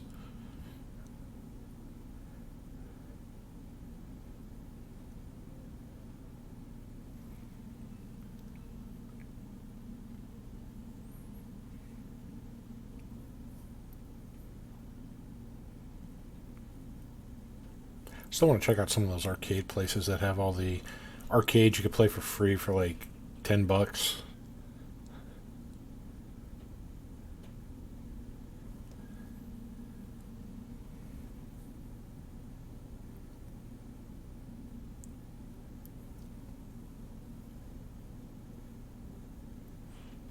Just imagine trying to play like the original Ghosts and Goblins on arcade. Or the even more difficult games. Satan's Hollow was another pain in the ass game.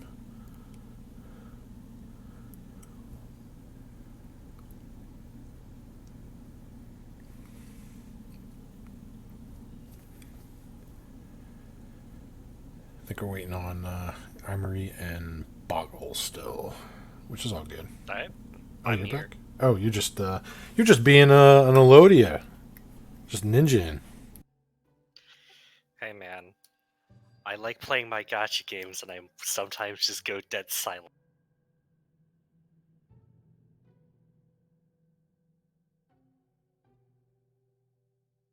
I mean, yeah. So excited! This session seems like it's gonna be a lot of fun. You guys are starting to pick up the pace. I love it. Let's see if Boggle's back. Let's see. He's been BRB since 3, so all right. Let's just pick up, and because I know he's got his IRL stuff with his home that he's contending with. Happens. All right.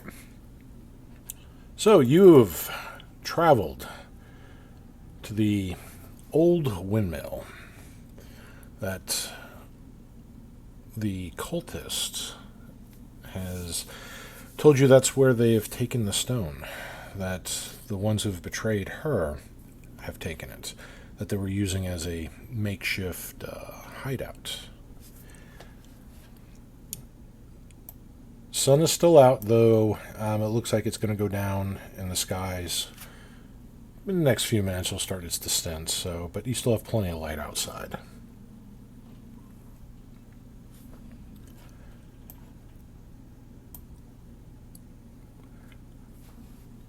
The windmill itself does appear to be very old, but still in use. It's still functioning.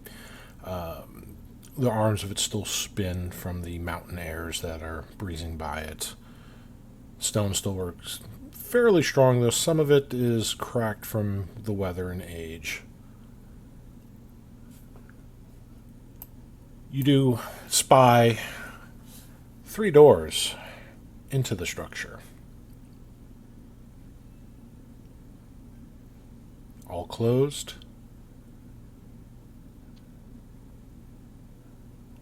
What would you like to do?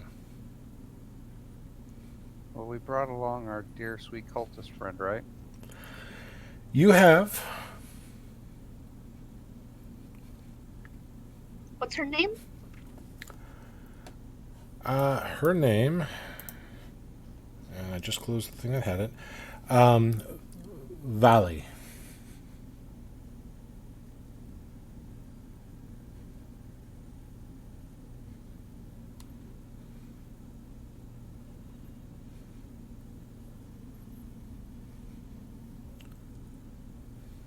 Shows the half-elf with the short brown hair, the emerald green eyes that you found almost dead in the mausoleum crypt.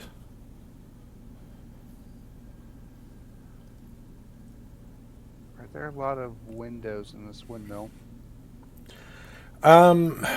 They have windows on some of the upper floors of the tower.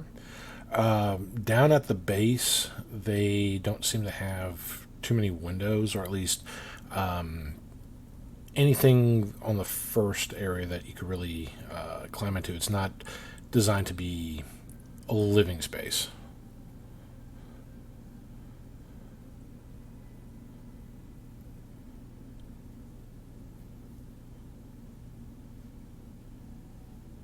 So your former friends,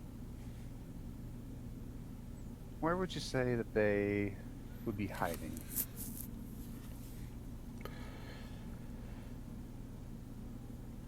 Well, they would probably be on one of the upper floors.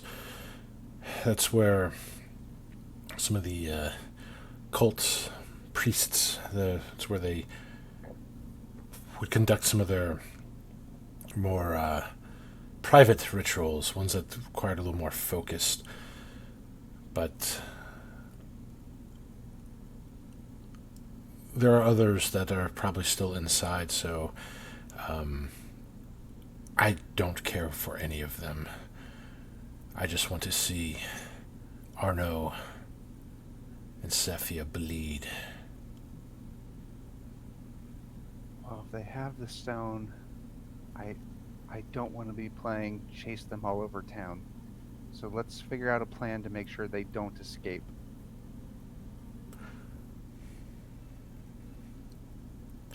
So on the plus side, because of the lack of windows on the lower floors, they would have to pretty much make a leap of faith outside and hope to not break every bone in their legs and ankles when they land, if they are on the upper floor. But on the lower floors, there's 3 doors right here in close vicinity. See, normally I'd assume they'd have to make that leap of faith. But our dear sweet friend here has described monsters with furled wings.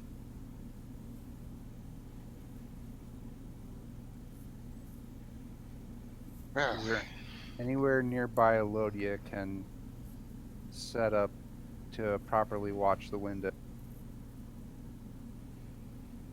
Because if we bar the doors down here, and we have sharpshooters watching the windows, as long as they don't teleport, we should be fine. Which they've also been known to do.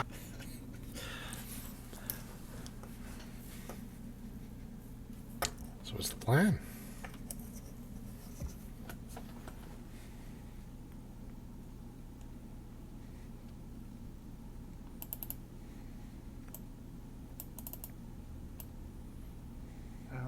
Elodia, do you want to watch the windows, or do you want to come in with us?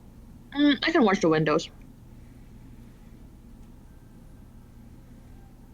Is there anywhere nearby, like a building or a nice Yeah, Dave. grassy Yeah, they can knoll? hide. I mean, there's some trees and such that she could go by, but there's not any nearby buildings, which is probably one of the reasons why they picked this place. It's secluded enough where nosy neighbors wouldn't be wondering what's going on here, and it wouldn't attract too much attention with some of their activities. Okay, I'll try to hide a hiding spot with a good vantage point.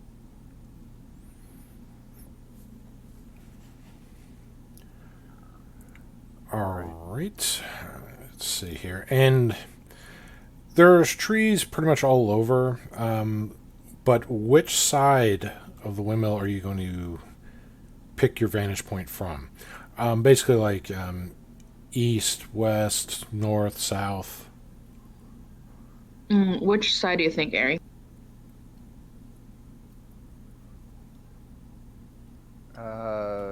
That's a good question. Because you said they could which side has the most windows?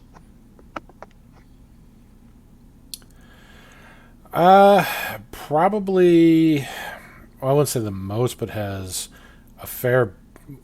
The 3 sides that have more than the rest would be the west, north, and east.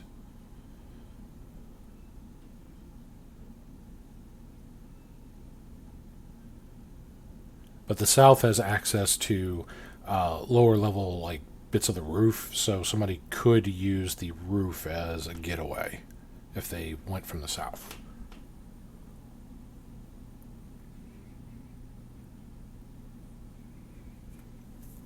Sounds like the south then. That way we cover if they try to escape on foot as well. Okay, then I'll go to the south end and Okay, I'm just moving your token here to represent the side that you're covering. I'd like you to make a stealth check as you move into position.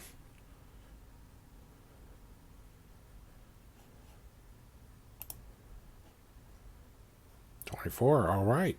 So you start skulking around in the fields on the cusp of dusk, with sunset going to be approaching soon. You find a few trees in close proximity that you kind of hide behind, getting a vantage point primarily on the south of the windmill.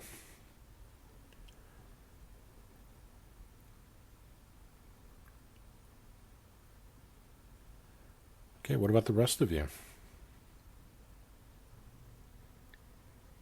I think each one of us should take up a position by one of the doors, so that we can have all of them covered at the same time.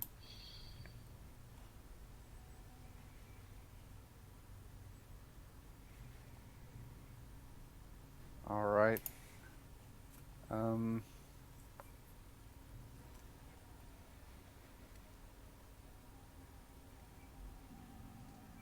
guess I'll take the far right door.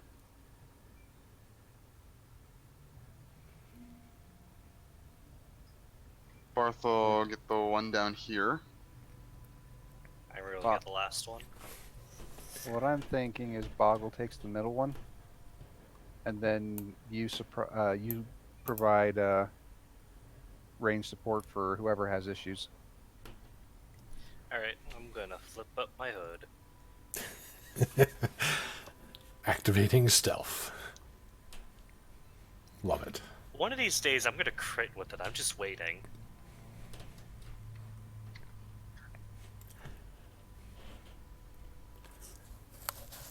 Fun fact, Pathfinder 2nd Edition have special things for critical successes, and you can get crit successes on every skill. Nice. Yeah. It's a lot of interesting things with that. So, all right. So, Amory, you're going into position. You're got your hood up, going stealth. All right. So, who's doing what here as you position yourselves at each of the doors?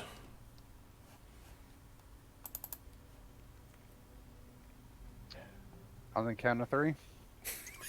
Sounds good. All right. Wait. First off, let's check the doors to make sure they're not locked.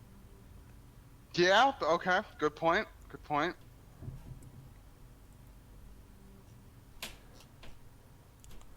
Are any of the doors locked, Dave? So,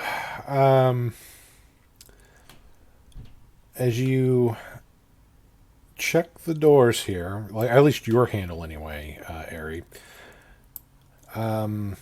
it seems to allow you to move it without resistance, so it doesn't seem like yours is locked.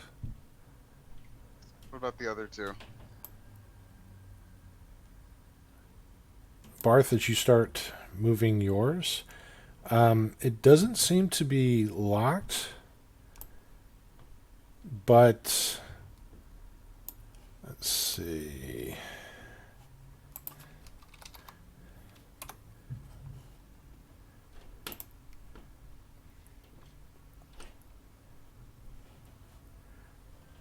You hear some noise coming from the other end of that door as you start turning the handle. Like, what kind of noise? What does it sound like? Like muffled voices. Alright, there's definitely people in there. Okay. It seems like they're unlocked, so on the count of 3, I guess we're gonna go in. All right. 1, 2, 3, and we. Kick down the door. I'm just opening it, but okay. Alright, so. Avon lady. And same thing with Boggle. And Airy. Ah, well then. So. Found a hallway. What did you guys find? Well, you found not just a hallway, Airy, but in your hallway, it's covered with bird droppings, a few broken roof shingles, a bit of mud and mold. Very dirty. Yeah, so Barth, as you open your door, you see what looks to be a few squatters that have made a little den for themselves out of old bits of broken furnishings, things that may have been salvaged from garbage. And they see you and they just kind of look at you like terrified and kind of huddle close together like, ah, ah. So they're like They're really poor people that are they're using just this as homeless people. Okay. Yeah. Hobos. There ain't no ghost windows here, are there? No, there's no ghost windows. All right. Well.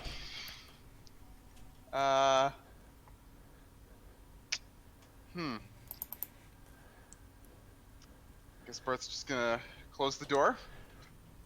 Boggle opens his door and sees a few the same like what you saw in there, Barth.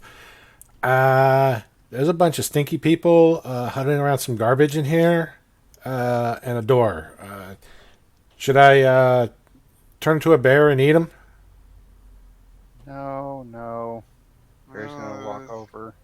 Hey, stinky people.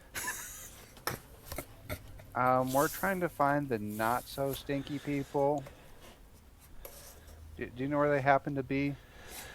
I got a whole silver piece for the person who can tell me. They point to the door over here. Which door? The door here. All right. Well, Bart will close the door on the 4 squatters, and he's gonna come over to the rest of the group.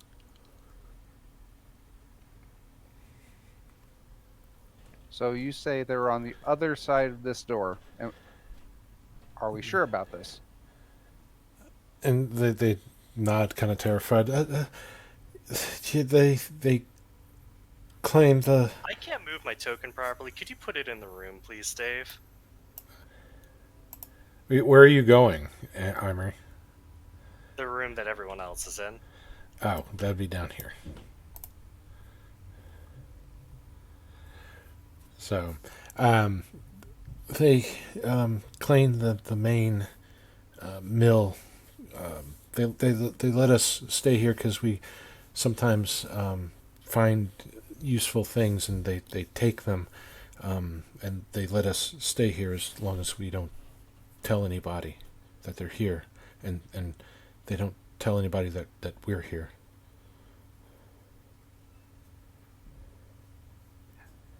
Harry chips him a silver and walks up to the door. All right, and they all just kind of look at the silver like they have. It has been a very, very long time that they've seen a silver piece. Yeah, that's a lot of money. Then you basically just gave them you just basically just gave them like a 20. How dead do they look due to the starvation and everything? I mean, they're skinny. They're very dirty. They look like they're malnourished a bit. You know what? In the honor of Chris, since he's not here, and the fact that Imri really doesn't want to have, other people here while we're fighting demons, she's going to pull out 3 gold pieces, look at them, and go, all of you leave, and then toss them to them. Make sure the others go with you, too, in the other room. Okay.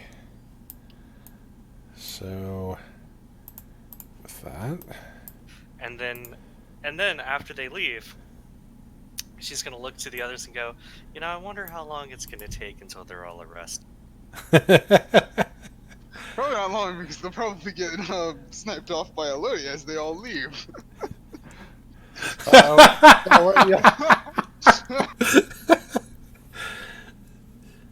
That's that's a fair point.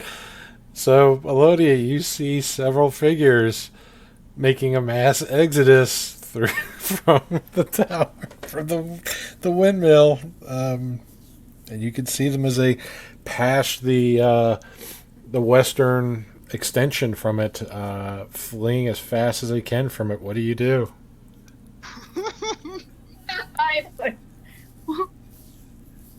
Are they hooded? Are they? I'm trying to find a way not to shoot them. I mean, they're dirty. They look like somebody's been living in a ramshackled windmill.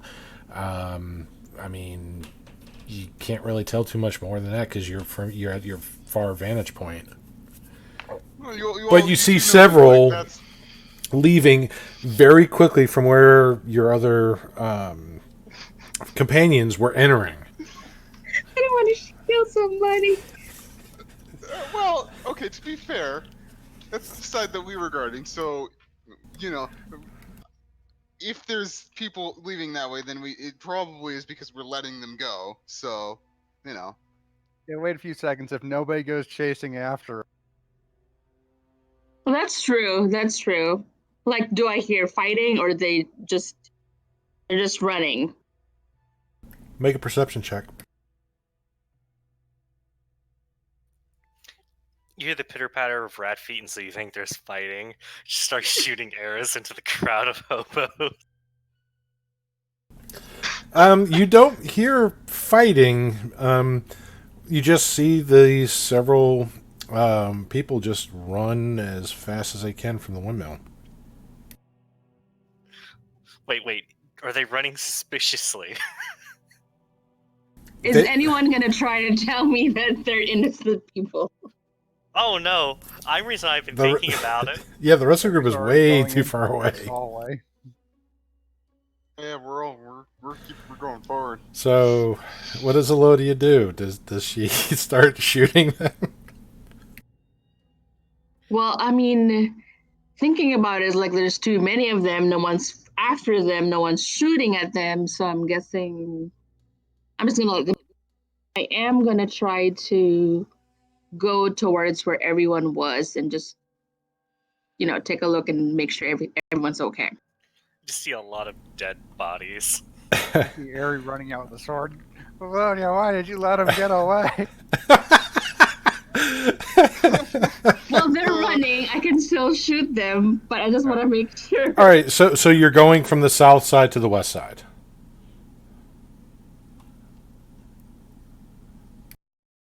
Okay, so you This is so dumb. and you see the dilapidated rooms of this old rundown windmill, still barely able to actually function as a windmill.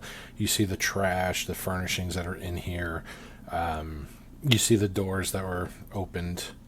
And I can still see them running. Well, are they running or they just like? No, they're running. Okay, going towards this one. Are we letting them go? Oh, those are hobos. Okay, so I'm glad I didn't shoot any of them then. Well, if you did shoot them, you would have gotten free gold. Wow. Oh, that's fucked. Did you want your gold back? No, you could have just looted it from their corpses. Oh. I mean, she's got like the bow like aimed in their direction. She's asking, "Do you want your gold back?" Hello, yeah, what are you doing here?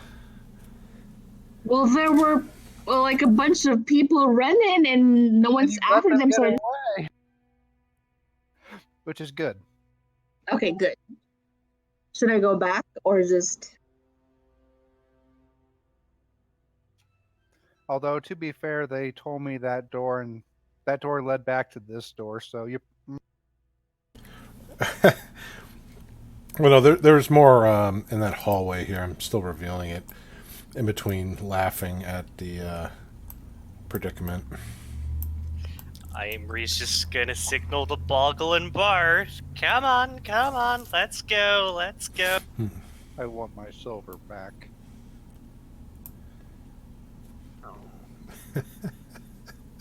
Well, I guess then we should go shoot them.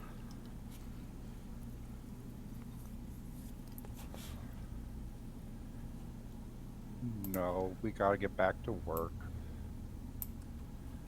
I was joking. Why do you sound genuinely disappointed?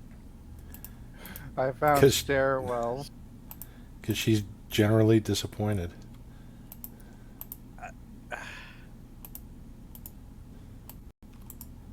Okay.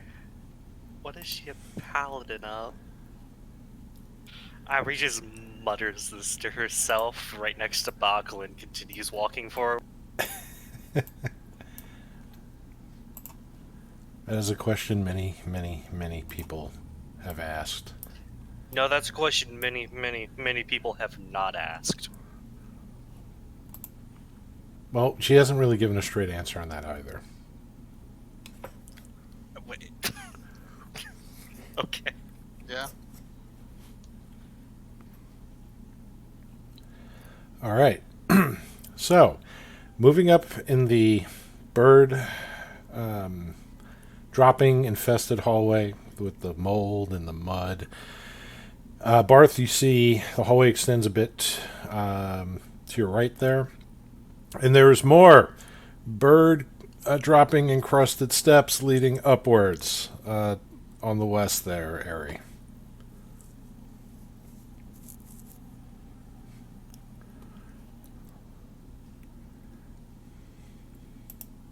Well, I think we should go upstairs. We should probably, and maybe we should clear the ground floor. Make sure there's no one down here before we head upstairs.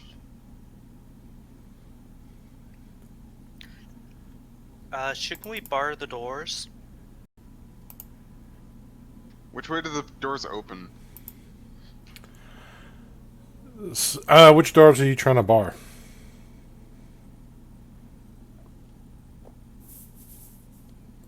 Which ones in particular? I don't know, Emery. Which doors are you trying to bar? I thought we were gonna bar these 3 doors. Well, the one door doesn't appear to lead anywhere. So I guess the one Elodia's by. I assume you're going back to your post. Yeah.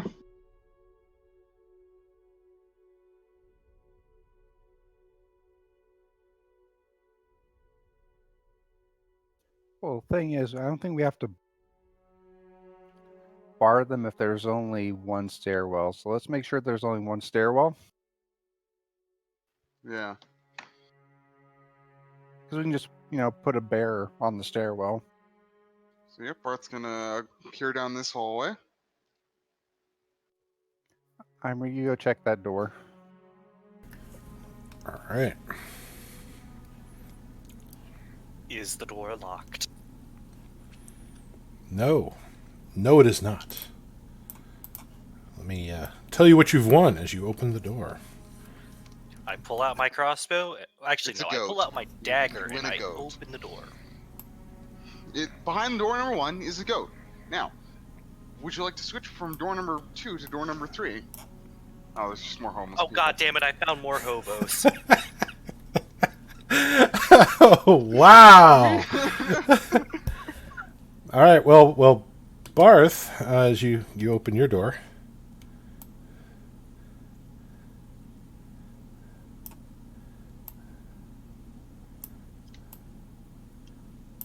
more homeless people.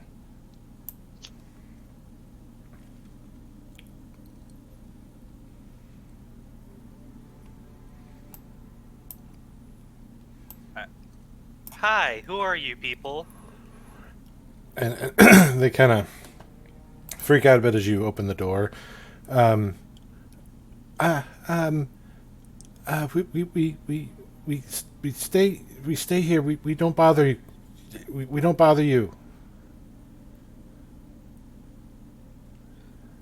Well, seeing as I'm not the people that live here, are you all poor and don't have anywhere else to go?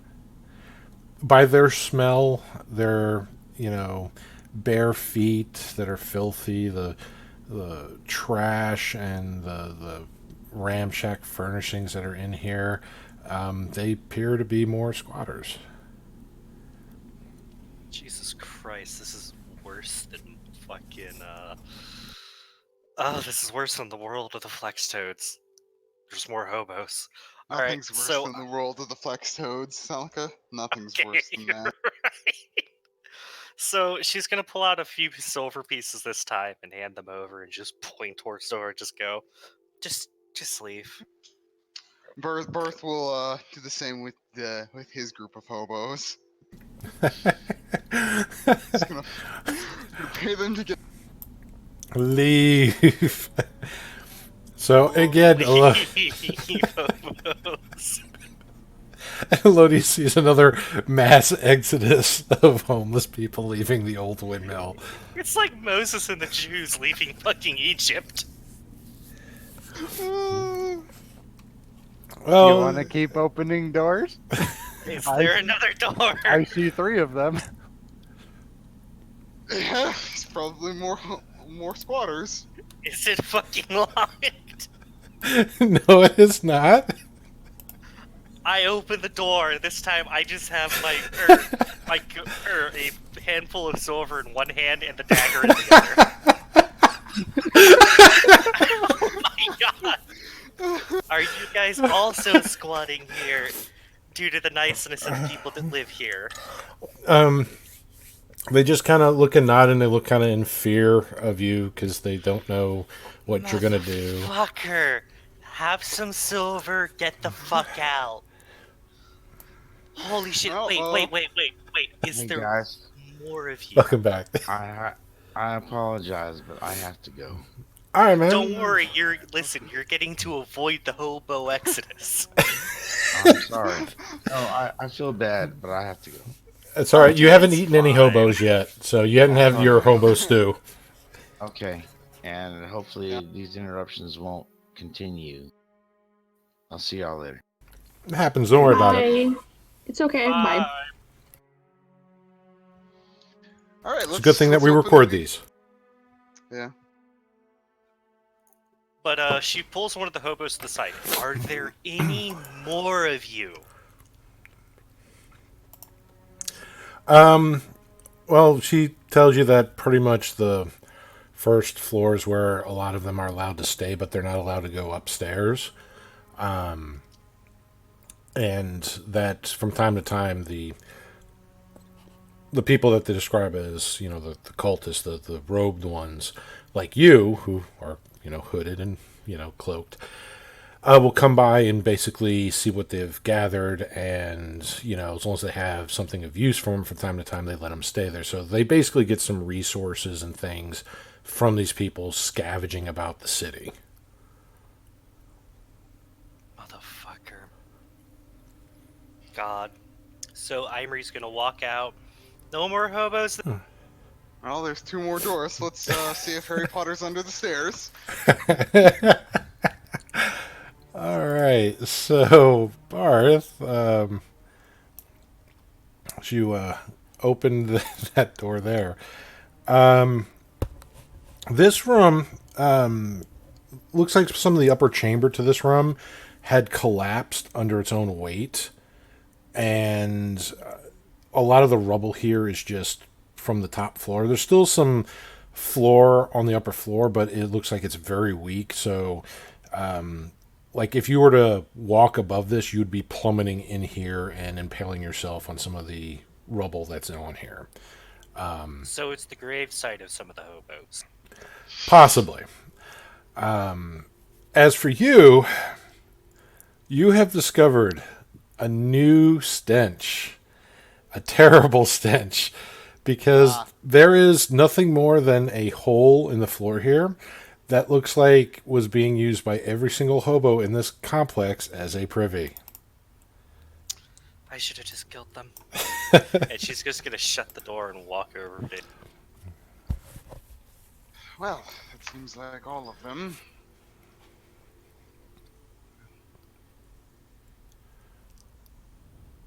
Well, that seems like all of them. Let's head upstairs. Fantastical. All right. Yeah. And Boggle's bare butt will block up the stairwell. Okay. So, let me reveal some things here.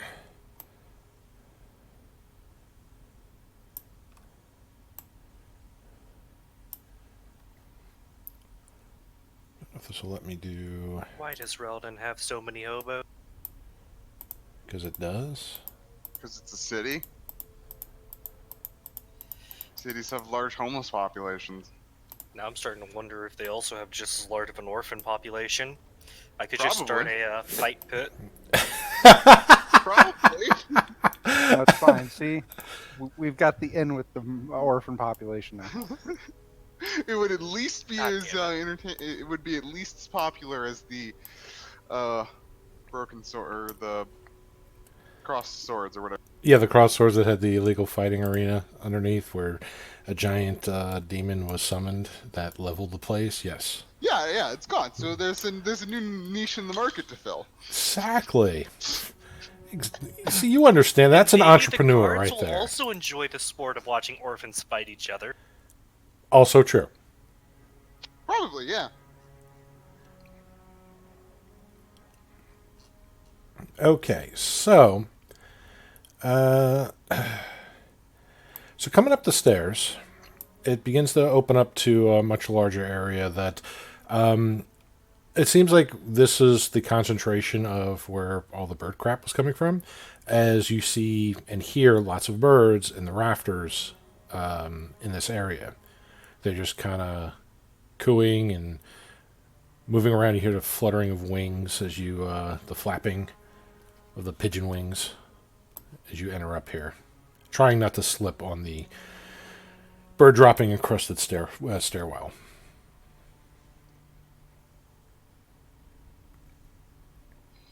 Well, let's try to avoid falling down into the room below.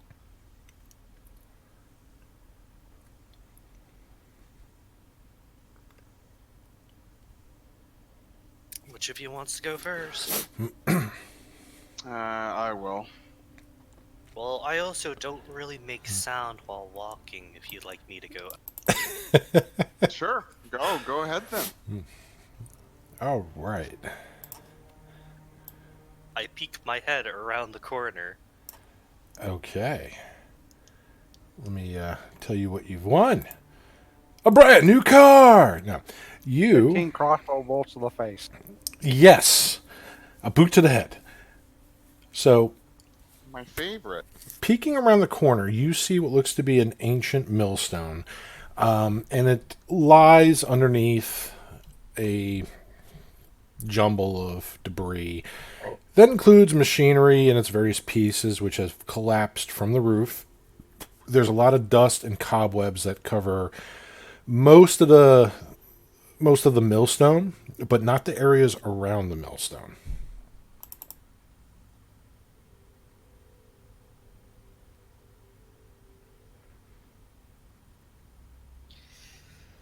Alright.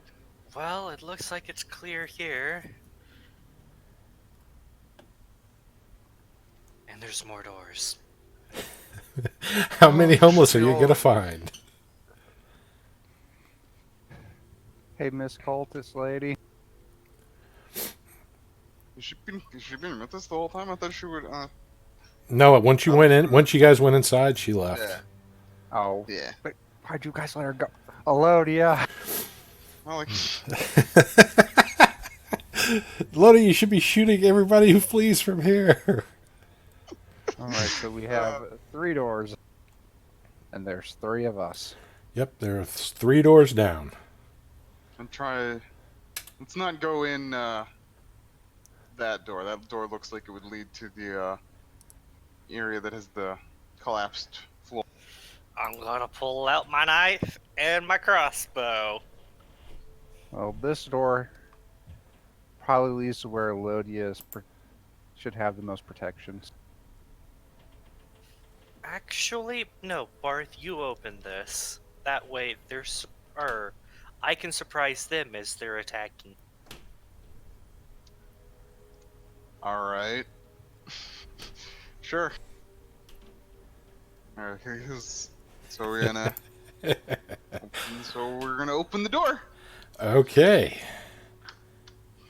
So, let me get this open here. So Barth, as you open the door, the moment you open the door, you are accosted by a flock of pigeons. It's almost like you stepped into a John Woo film. There are so many damn pigeons flying through that door. And you know why. As you look around, the large sections of the roof that have caved in above, leaving various holes large enough for these birds, and various bits of precipitation to enter. The floors are quite literally filled with broken shingles, even more bird droppings, wrecked furniture, and various other unidentifiable debris. And looking above, there are scores of pigeons roosting on the moldy rafters. He starts swatting and oh God, rats with wings. Oh, okay, Well, that's not very quiet, is it? All that. No, that noise. no, it Right, is move not. to the door. We are going through it. Okay, so I'm going to need you to make an athletics check. Let's go ahead and burn the inspiration of the day. I need that door out of my way. 23. Okay, so as you kick in the door, there's a few things that you see here. Pigeons. So many pigeons. You wish. So let me just get this here. Of course, it's not going to give me everything I want. Should have yelled out Reldon Guard. That's what I want. Oh. All right. So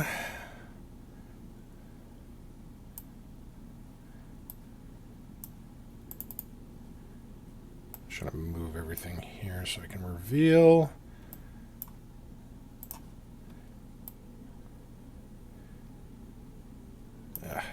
Hang on, it's not letting me reveal.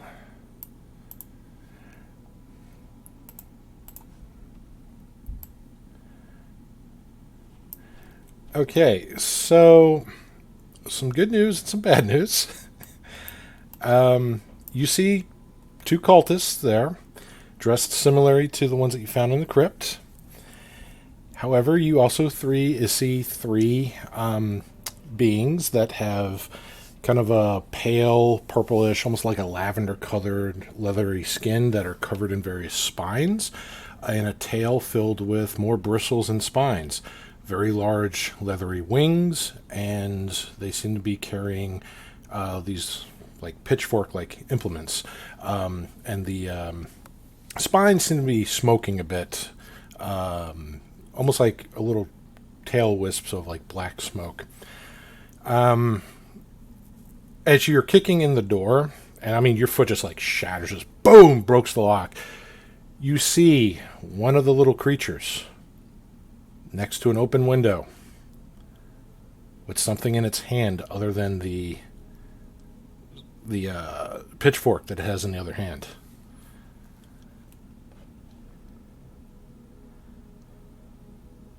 Oh dear. Well, I guess that's what this hand axe is. Yeah. All right, so Ari, Barth, Emery, I'd like you all to roll initiative. Elodia, I'd like you to also roll initiative as well.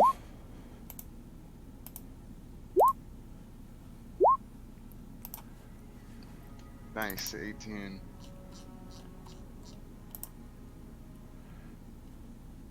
Okay, so come on.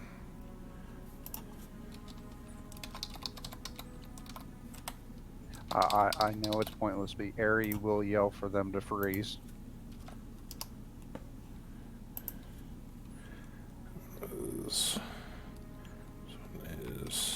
Wait.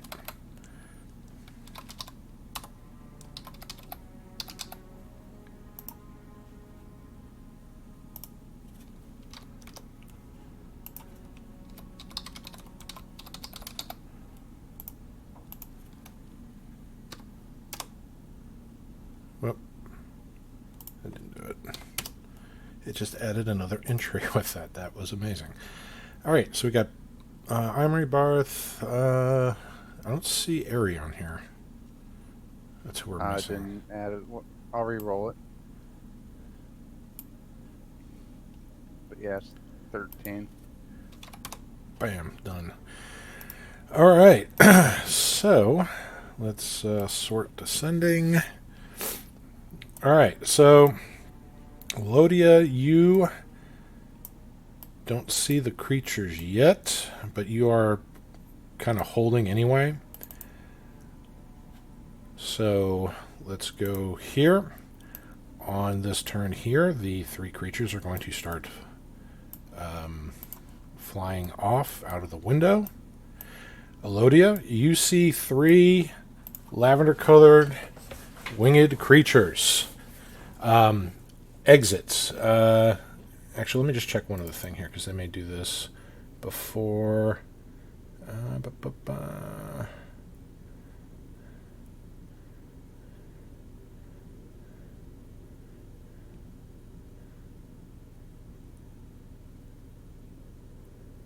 Okay. So, yeah, you see three of them fly out of one of the windows. Okay. So, So I'm gonna shoot them. okay. So going for this one. Oh, the furthest one? Okay. Hunter's marking it and then shooting it. All right. You place your hunter's mark upon it. I'm just going to make it a blue dot on this. Does a 16 hit? 16 does hit it. So your arrow does fly true. It strikes the creature.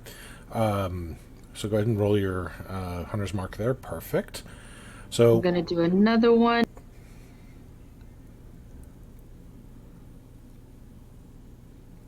very nice.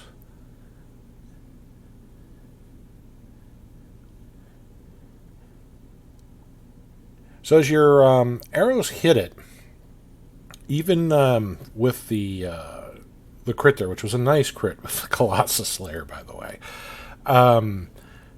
even your original shot doesn't seem to be doing what you normally would expect your arrows to do. These things seem to be supernaturally tougher, more resilient to mortal weapons.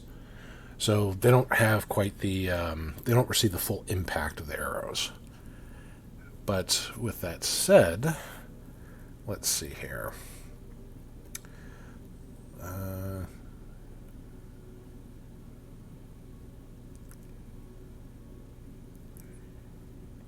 Oh, you'd also roll Hunter's Mark again. Yeah, roll one more hunter's mark. Okay. So that one that you hit with the Colossus Slayer, it looks pretty badly hurt, but is still able to fly. It drops down a few feet as it's flying. Its other brethren just kind of going by it as they start to fly in towards the city.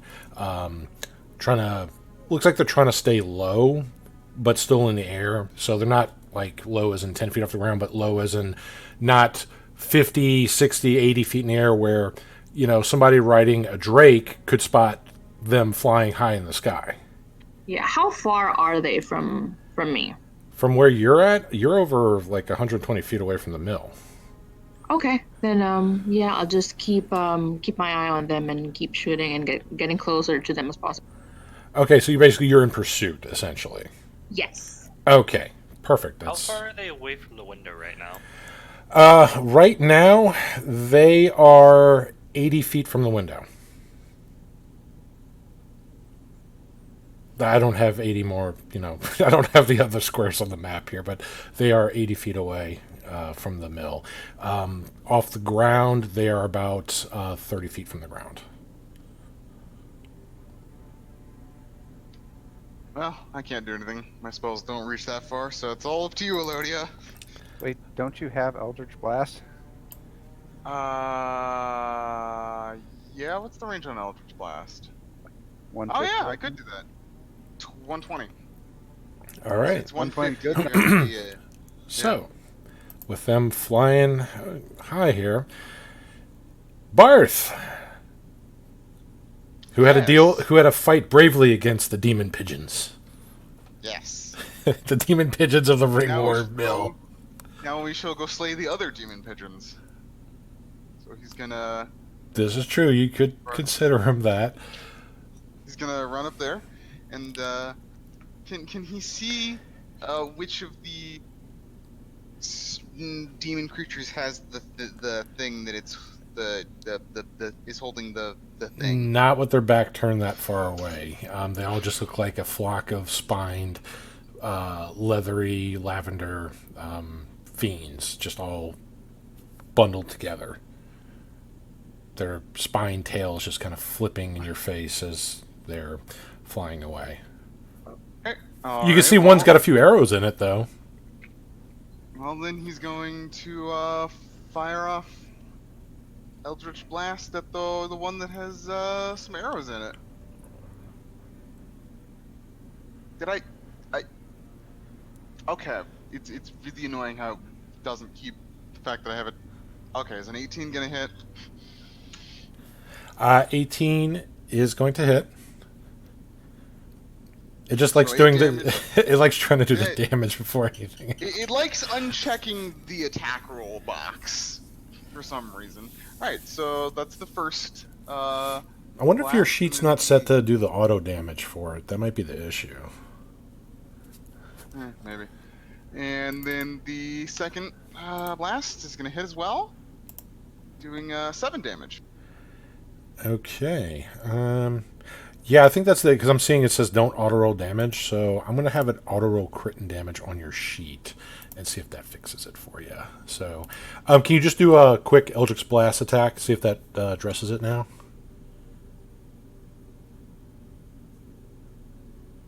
Okay. All right, that seems to do it. Okay, but anyway, we're gonna apply the other ones that you have here.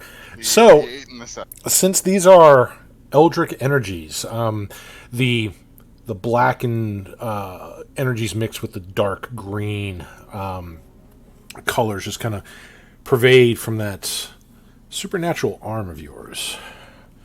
The gift of Newt. Gift, quote unquote. Yeah, whether you wanted it or not, it was a gift. The Eldritch Blast flies true, strikes this fiend in the air as it hits it. The body just writhes with the crackling green energy. The body of it just kind of plummets. The wings fold up and just with the force of gravity just point upwards in the air as the wind just pushes them upwards as the body slams into the ground.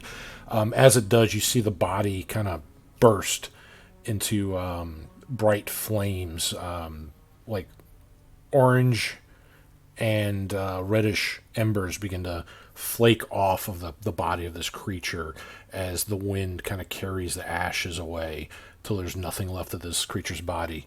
The other two fiends are still flying away. All right, we're going to. Now they haven't moved any further since then because it's not their turn yet, but they're still Yeah. in motion. But you've taken down one. And We're going to action surge and fire off more Eldritch Blasts at the next one. all right. Is a 16 gonna hit? 16 will hit. All right, and there's the second blast. So 13. 13. Okay. 13 is going to hit. All right, so that's 19 damage to the second one. All right, and it is also hurt.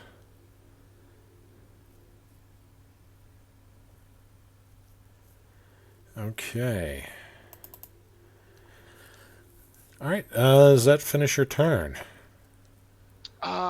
Then he is going to, with his bonus action, he's going to cast Shadow Blade. He's gonna pull his shadowy sword out, and then that's gonna be his. All right.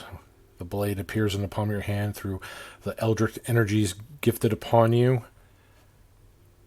As the male cultist sees all this, and you've made a terrible mistake. The mad god does not forgive trespasses. Well, all things must change, as they say. And he And is now, and today, it seems like it's your turn.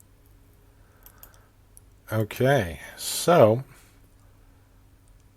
he is going to try to actually grab you as he's channeling magic through his body.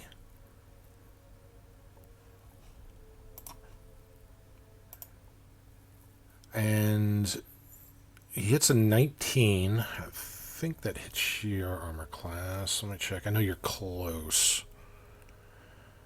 Yeah, it hits my armor class. Okay.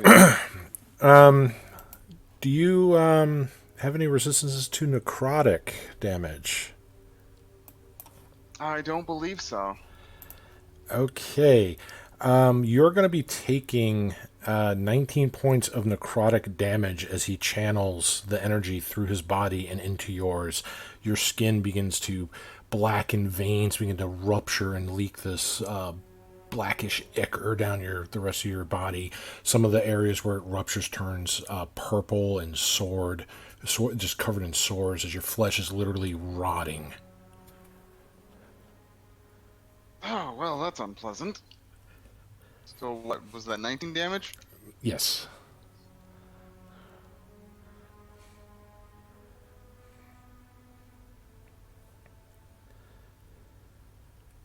Okay. All right, and let's see. And he will shout out to the other, to the woman that's in here. Finish the ritual! Kill them all! And that will be his turn. Ari. Right, so telepathically, Aries gonna tell Nene to begin pursuit.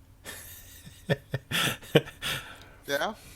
Nene, get off your horse, bulbous horse ass, and chase the fiends. Do it now. Oh, your job. Which one's the male? Which one's the female? Male is the one to the right of Barth. The female is the one below him. Oh, Aries going to drop her shield, pull out a scimitar for her offhand. Mhm. Wait, because the order of this actually matters, weirdly enough. Just wait till we play Pathfinder for that test game. Then it really matters. Yeah. She's gonna walk up. Well, the mad god particularly hates those who worship demons over him. And then she's gonna shank the woman with her keep. All right. Sure, not okay.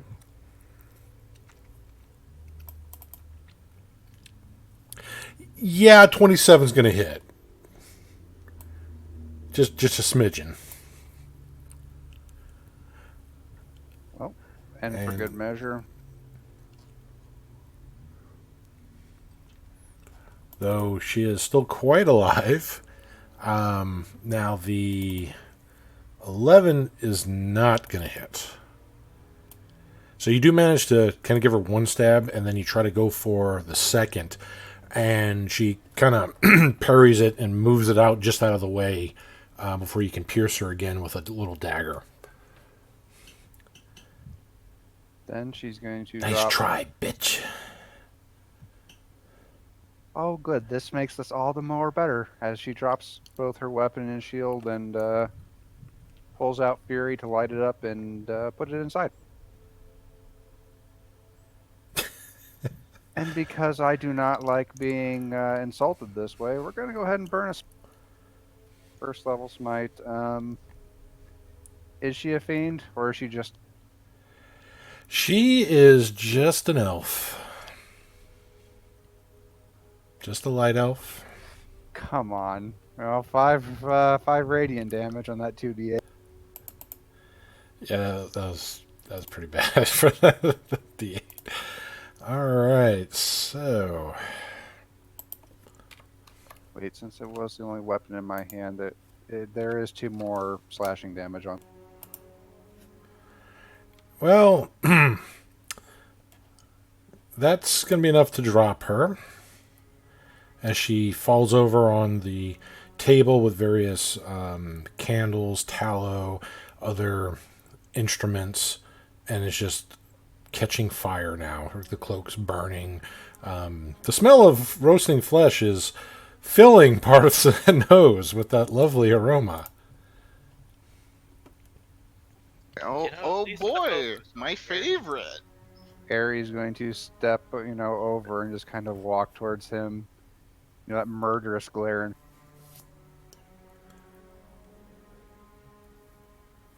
this Man. punishment comes for you. I'll end my turn. Ivory. She's no longer on the Ivory's counter. gonna run into the room and stab the guy while muttering, "Good thing the hobos aren't here, they'd have a cooked meal." Hmm. That's fucked up. Wow. Yeah, it's a little screwed up. Yet am I wrong? That's fucked up.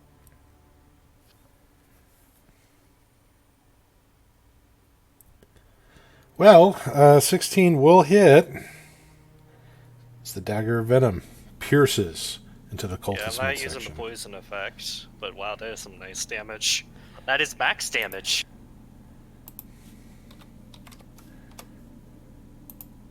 And there's my sneak attack. That's what I was waiting for. Well, thanks to that max damage, yeah, he goes down from you stabbing him in the vitals. You can feel the blade pierce his midsection. It probably pierced the lung as the air just leaves his mouth. Blood just comes pouring out. And with his last words,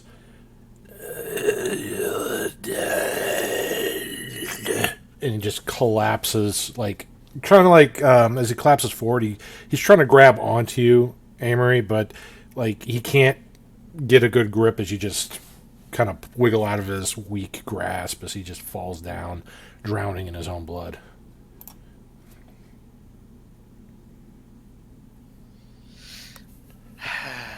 Okay then. Okay, fine. And then out the window, you can see 2 fiendish creatures flying away in the distance.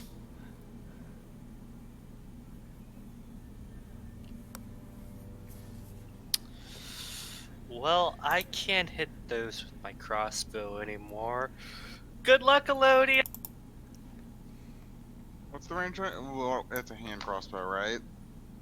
Yeah, Yeah, that thing's got short ass range. But yeah, they're not meant to be. They're not Elodia with her fucking longbow. Yeah, I mean, yeah, know what? hand crossbows are. maybe Imri should just find a sniper rifle. God knows, like, might be able to find one from the Jansens. That is true.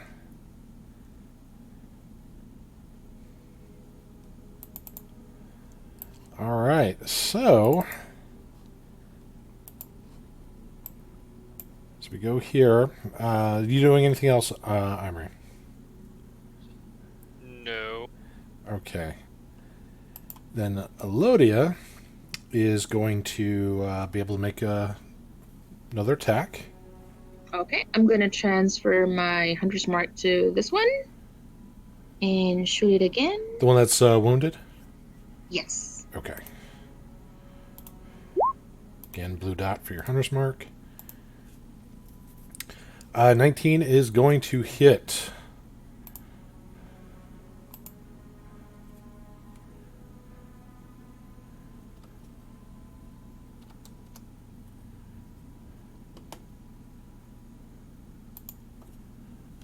All right.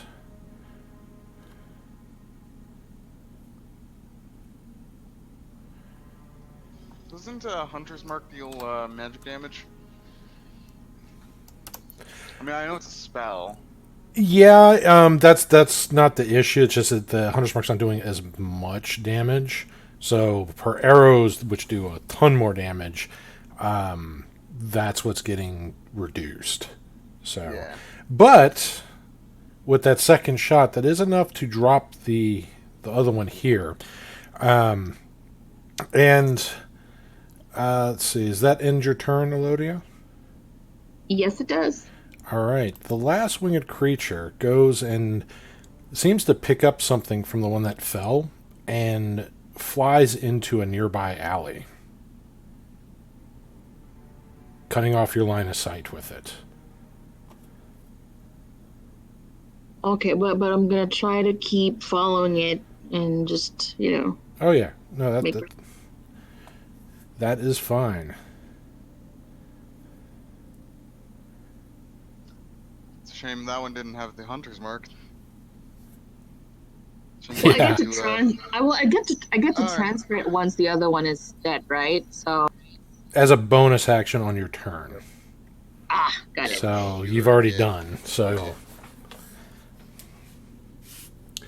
All right. Well, with that, the rest of you also see it duck into the alleyways, losing line of sight on it right now.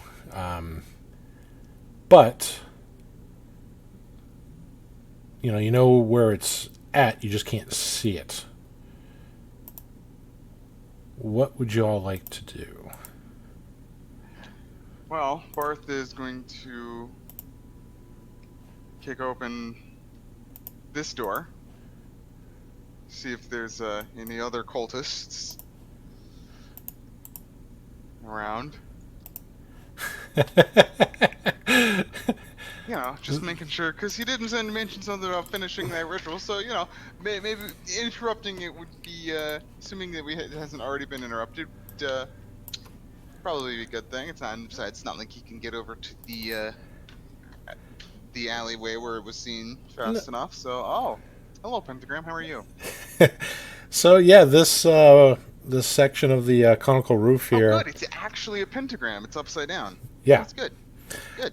And so most of the roof on this chamber is collapsed. There's a lot of rubble in here, but there's enough space here to, open the door and to have this sigil on the ground.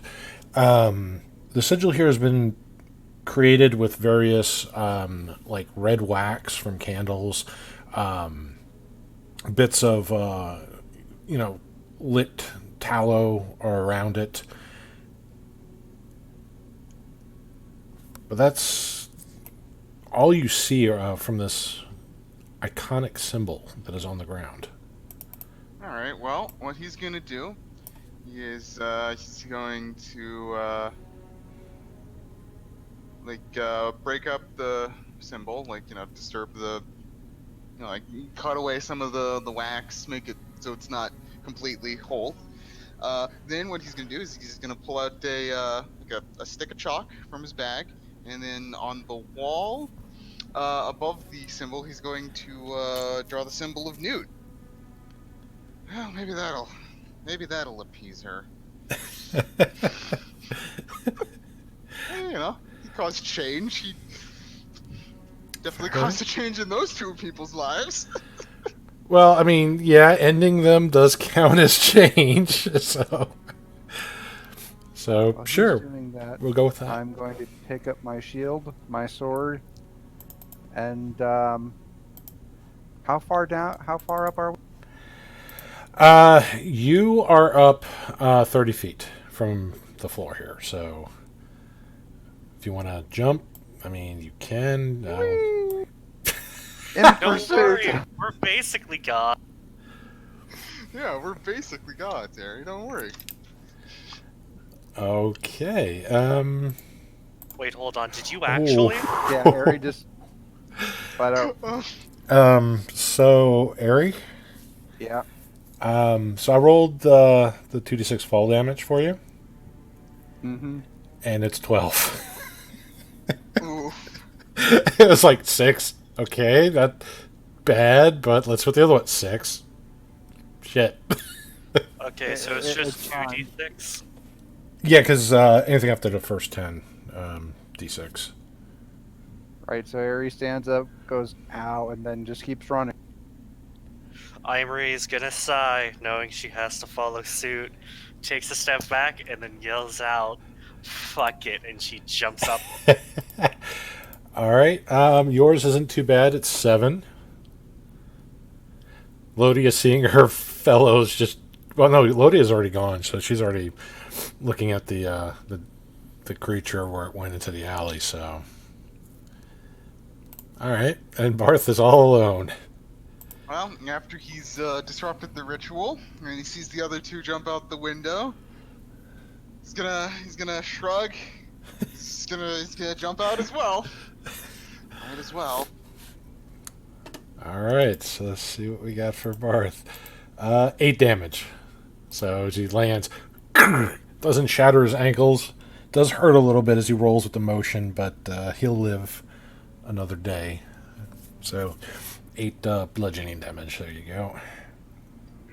Okay. Yep. Wasn't too bad, guys. Come on, let's keep going. Yeah, Ares Sure. looks pretty fine. She's not too badly hurt. Ares' temp HP took most of it, and now Ares just seems to be perfectly fine. No damage, nothing. Yeah, I mean, Ares, gives herself inspiration, temporary hit points as she talks to herself all the time. So it's like that inspiring leader kind of thing. So, I yeah. believe in me. Who believes in me?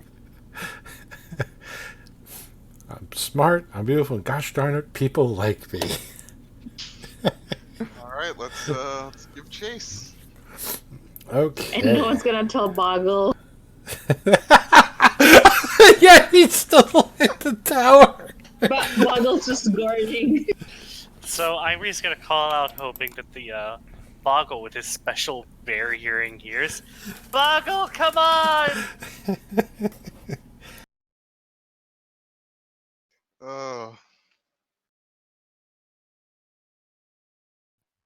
Well, it may not be a bad thing that he's not in pursuit with you as well. So I have to say, let me roll something here. Just give me one moment. We then find out Take Boggle's some been ice water. arrested and is now being used as a street act. Yeah.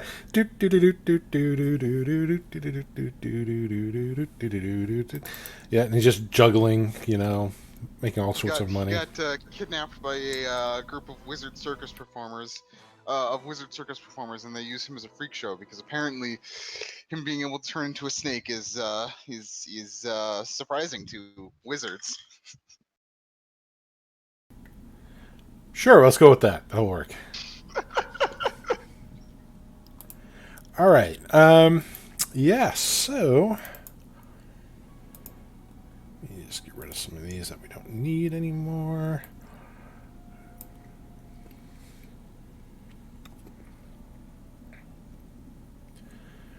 All right. All right, so Lodi is definitely going to be the first one to catch up to this creature.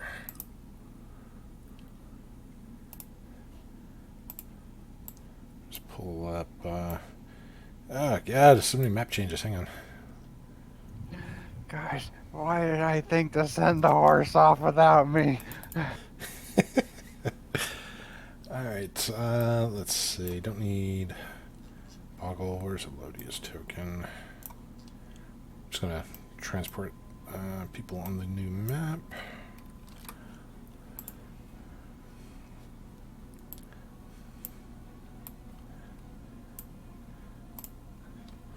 All right. Oh my God, there's so much stuff here. Let's see. I think your tokens should land there. So we'll put your tokens here. I just need to check if this needs to be revealed, and it does. All right, where is... Okay.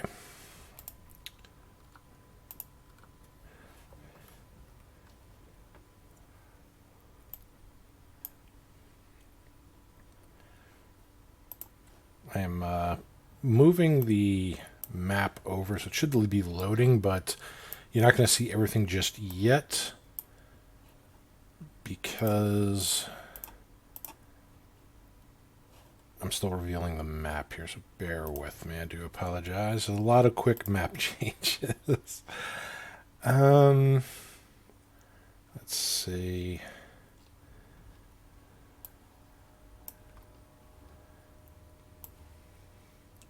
And it is sun. The sun is setting, but there's still enough light. So I'm just trying to reveal a whole bunch of this area here.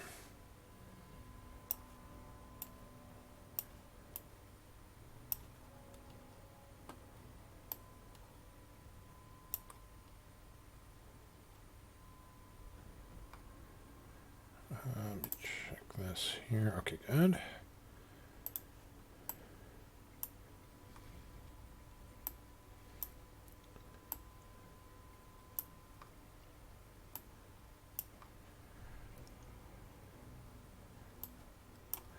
Okay. Come on, stop.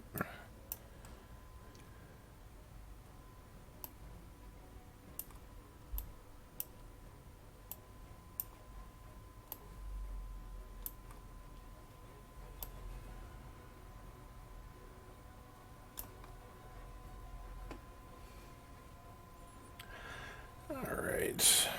That should be good here for the reveals. Anybody not able to see the map? It's exciting. I can see the map. All right. That's that. Okay. All right. So, Elodia, you're the first one to see in this. So, as you follow to the alleyway that this creature went to, there's a lot of old, like one-story, windowless stone buildings here. Some of them they have little slate roofs. They kind of tuck in to the middle of the alley here. A lot of these homes are surrounded by much taller buildings. Doors are just kind of simple wood. Standard affair for homes in these outer skirts. They're not very wealthy, but where you see that creature parked in the middle of the alley is appears to be some sort of hire coach. Looks like it's got two draft horses attached to it. There is a female driver with a kind of little cloak hood kind of pulled. Can't make out the face too much. There is let's see. The creature seems to be talking to somebody that's in the cabin of the coach. But standing next to the coach, you see another cloaked figure. This one appears to be a quite a fit half-elf. Wears a wide-brimmed hat, and he's just kind of looking down the alleyway, and he sees you as you approach into the alleyway.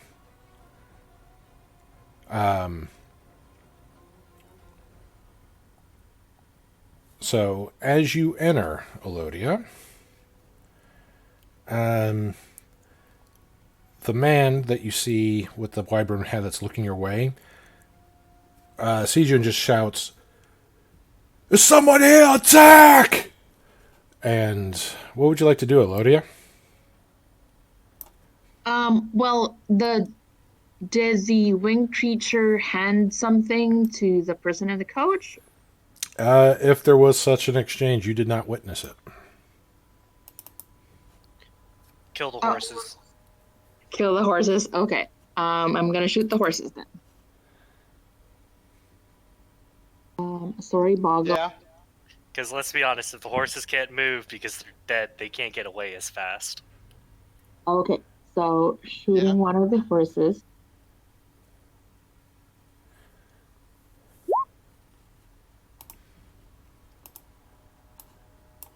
And that be enough for the horse not to move? Well, I'm trying to shoot the other one if that's the case. so for the horses,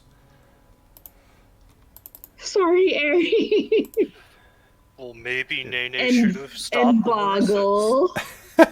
Hey, Boggle ain't I here don't right wanna, now. I know, but I don't want to hurt the animals. But well, you did hurt that animal quite a bit because it's just limp in the reins. so hurt enough not to move that far. Not to. Yeah. Okay. Ah, guys, I can't wait to cook them tonight. I'm gonna still go on that. for the other one then. Huh. The same damn thing. Well, we ain't going anywhere. The Sorry, horse- I'm horses. so proud of you, Elodia. You still have your hunter's mark if you... Those poor horses. I'll heal them later. I don't think you're healing that. yeah. Your heals don't restore life. Not in that way, anyway. I think you need a higher level spell slot for that, Elodia. Yeah. So, all right, two downed horses. All right, bonus. Man, we've killed so many horses in this campaign. Dude, you'd think the horses are like the main villain of the campaign at this rate. I mean, they could be. You never know. No, it's the druids after they find out about it. Well, I mean, yeah. That most certainly could be. All right. Well then, let's see. We got Elodia did her thing here. All right, let's have everybody roll initiative here.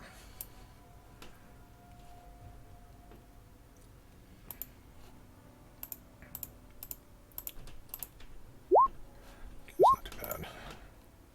Oops, I didn't click on my token. Let's do that again. Ooh, ouch. Barth is a bit winded.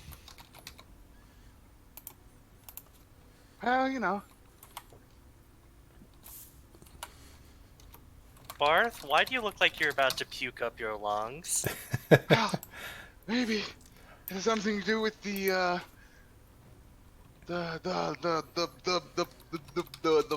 cultist doing the magic on me and then jumping out of a window. Perhaps that's why. Did you Maybe guys we- remember to bend your knees when you hit? Yeah, I rolled. No, you got a superhero pose on your landing. Oh, don't do that. It's super bad for you.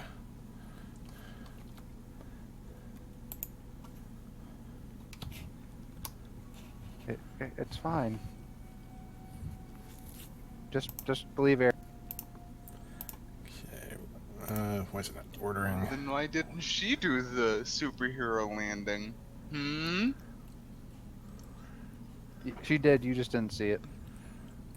That's just true. I was defaning a cultic ritual.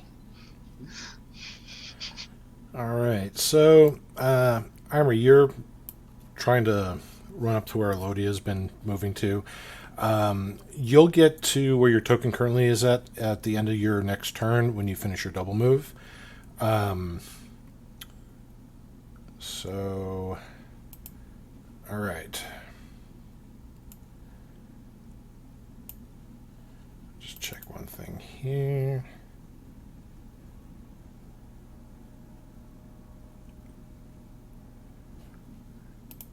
Come here.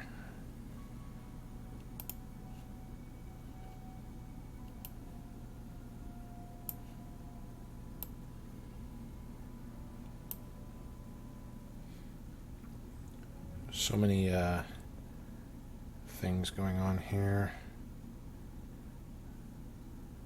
All right.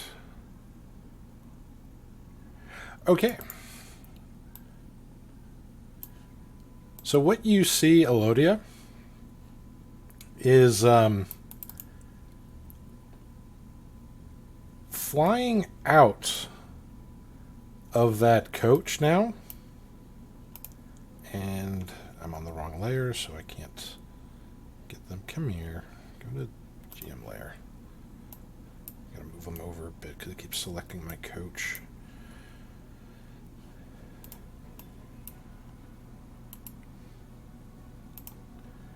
You see 3 small winged creatures fly out.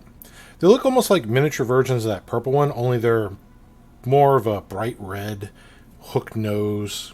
And they, as they start to fly off from the coach, they each just start to turn translucent. And eventually you see like the buildings behind them, the skyline becomes more and more present until you can't see them anymore. Damn it. Okay. I don't think there's anything I can do if I can see them. And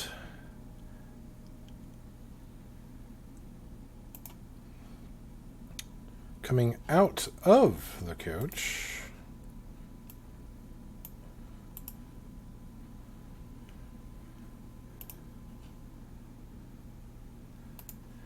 is a man in slightly noble attire, very kind of well dressed, gets out and starts shouting, "Help! Help! I'm being attacked!" Oh dear. And starts to run this way.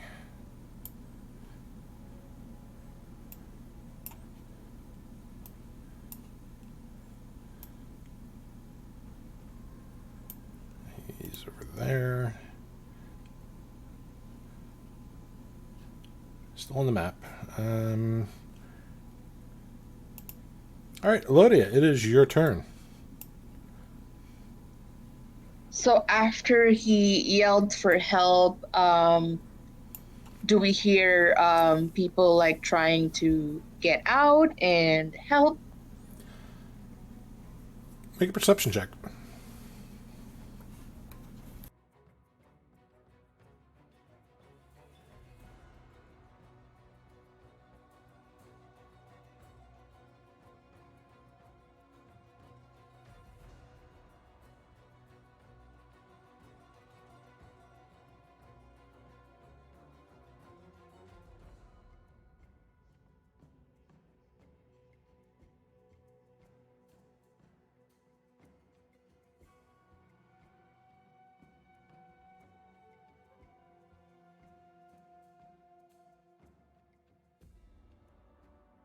So that's an 18.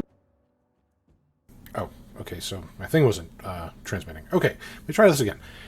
With your 18, you do hear commotion on the other side, but not commotion from guards. It's more of a commotion from a busy street, like people walking at a relaxed pace, but many of them cartwheels moving on the stone pavement, some of the uneven stones. You can kind of hear the squeaking of the wheels, the idle chatter of the people on the other side of the alley. So there's a lot of people on the other side, but you don't hear things like guard whistles and things like that yet.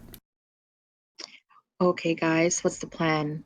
Well, they're not there yet. They're still running towards you. It's just me. Yeah. Yep. Well, I'm just gonna stay in a spot where I'm not that seen by the rest of the people. And I'm trying to shoot for this guy right. I mean, do I see the rest of the party coming? Yeah. Oh, yeah. If you look down behind you, you can see them, but they're like 60 feet away. So, you know, if they keep moving at the pace they're moving, they'll get to you by the end of their next turn. But they'll just like get to the alleyway. Okay, I'm just gonna keep shooting. I'm going for this guy. Okay, so you're going for the driver by the 2 dead horses that you shot and killed. Okay, go ahead. Well, And is this that thing is the alive. creature still there? Oh yeah, and it is Okay. still there. It hasn't had a chance to move yet. Okay, then I'm going for this one. Okay, so you're going for the winged fiend. All right. You've already taken down some of that. Will hit, and let's see. That is going to deal that. All right. All right, and that is going to.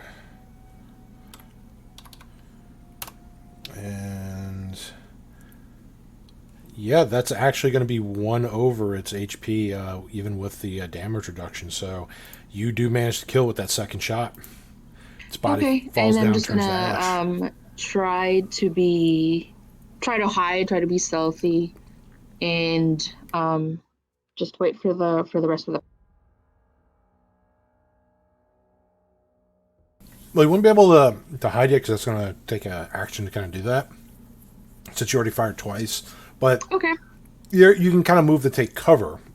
Yeah, but, that's what I'm. But that's what I yeah, meant. but you're not going to be able to like actually use the stealth to conceal yourself. So all right, so you're hiding by the apples and fruits that are out there in the alley.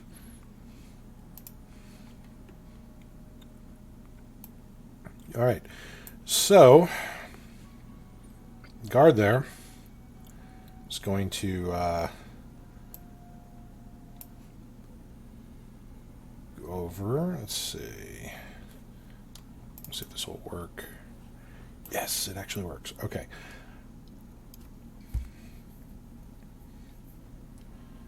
No.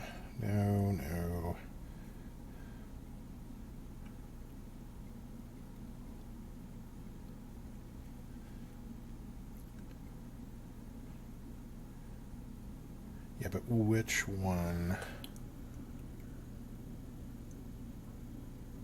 Ah, okay, perfect. So, yeah, he's going to do exactly that and then move towards you. So, actually, no, he may not move towards you. Let me see if I can find this here.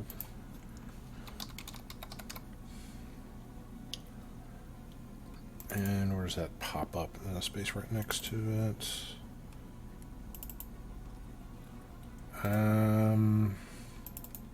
Why is this not? Alright, hang on.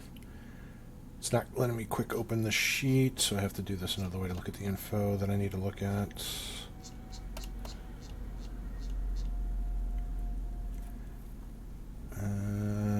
No, it can be within 60 feet. Okay. Daddy-like. Let's see if I can get this token on the map. And I can. So 5, 10, 15, 20. Oh, good. Right over there. So right at the corner of this home, you see flames kind of crackle from the cracks in the stonework of the ground, the patchwork. And these cracks start to glow bright yellow and orange. And then they start to rip open. And the flames start to twist and curl, rising up several feet from this large opening that has been made in the alleyway.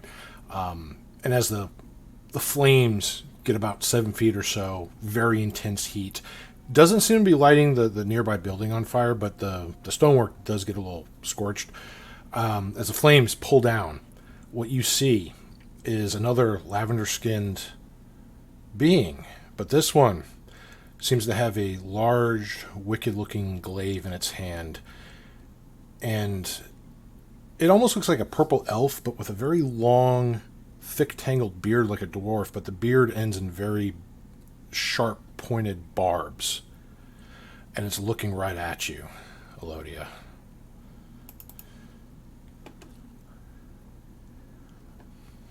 I'm just trying to buy some apples.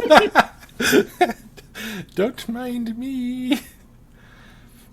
All right. Let's see. And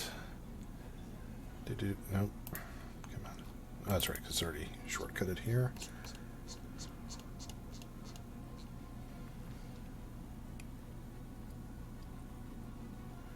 All right. So that.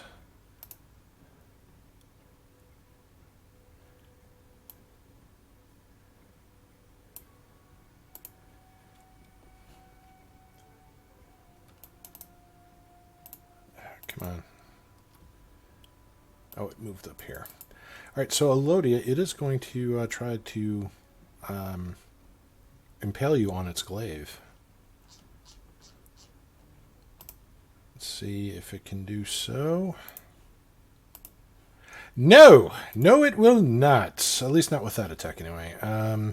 The other attack, however, comes from its beard.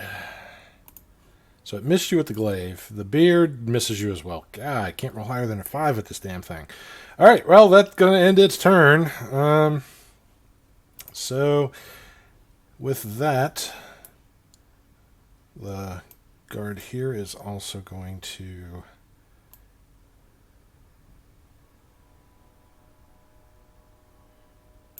start moving that way. All right, Aerie. So much like Imri, you're moving close. You're about 60 feet away right now. At the end of your next turn, you will be at the edge of that alley where Elodia is at. At this point, Ares remounted up.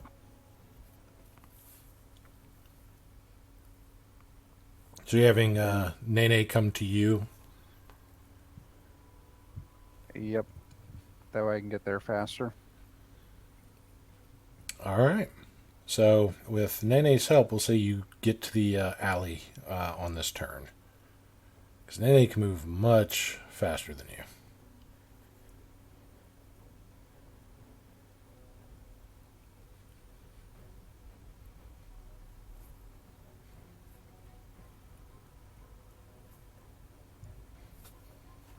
So what does Aerie do? As she arrives on the back of Nene. I'm trying to get Nene's token over here. I have to pull him from our splash page, which has our world map upon it. Make sure he is to the back. Elodia, what's going on?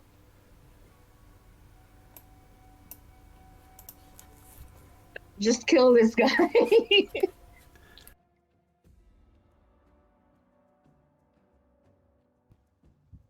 Oh, and Ari, since you're here so soon, you can see through that little eye of yours a few things. So one of the things you see are those 3 winged creatures that are flying away. You can actually see them. And let's see. He's got cover from you, so you can't see that as well. All right. So yeah, you see the flying creatures kind of flying over the buildings. Do the winged creatures have the stone? Which one, Elodia?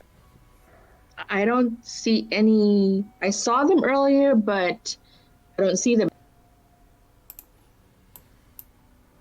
Do you see them? Where are they at? Well, with one hand, she's got a shield in one hand, her sword in the other, and she's kind of busy poking your friend here to point it out. It's up there, up there. I don't see it.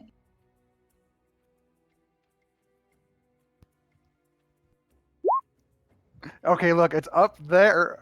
How can you see it and I don't?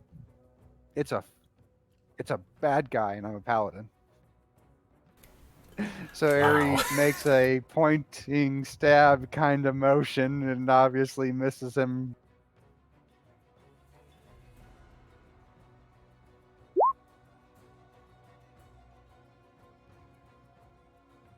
From max damage to min damage.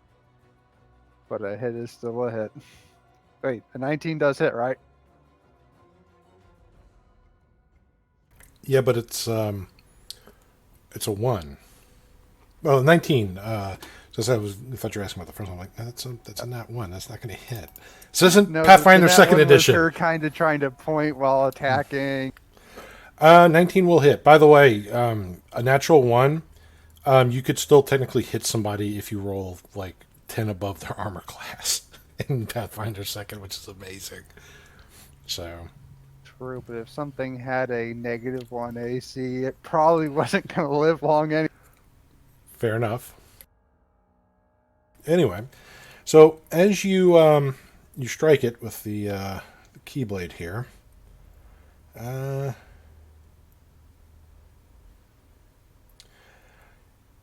when you strike it, the keyblade doesn't seem to actually hurt it as much as you'd think it would, even with the keyblade being magical. It actually resists the key, the sword's blade. Well, thankfully, I have this silvered hand axe I made. Wait a minute. Damn it. Whoops. Better be enjoying that thing right now. All right, so. All right, what else does Ari do?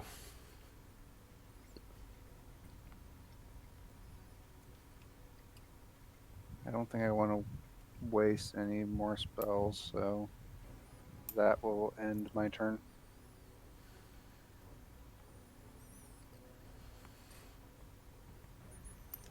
All right.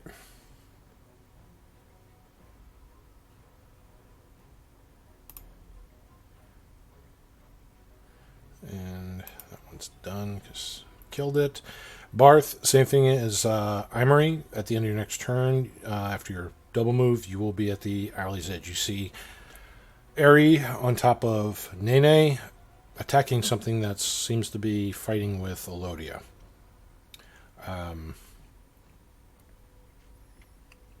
Okay. And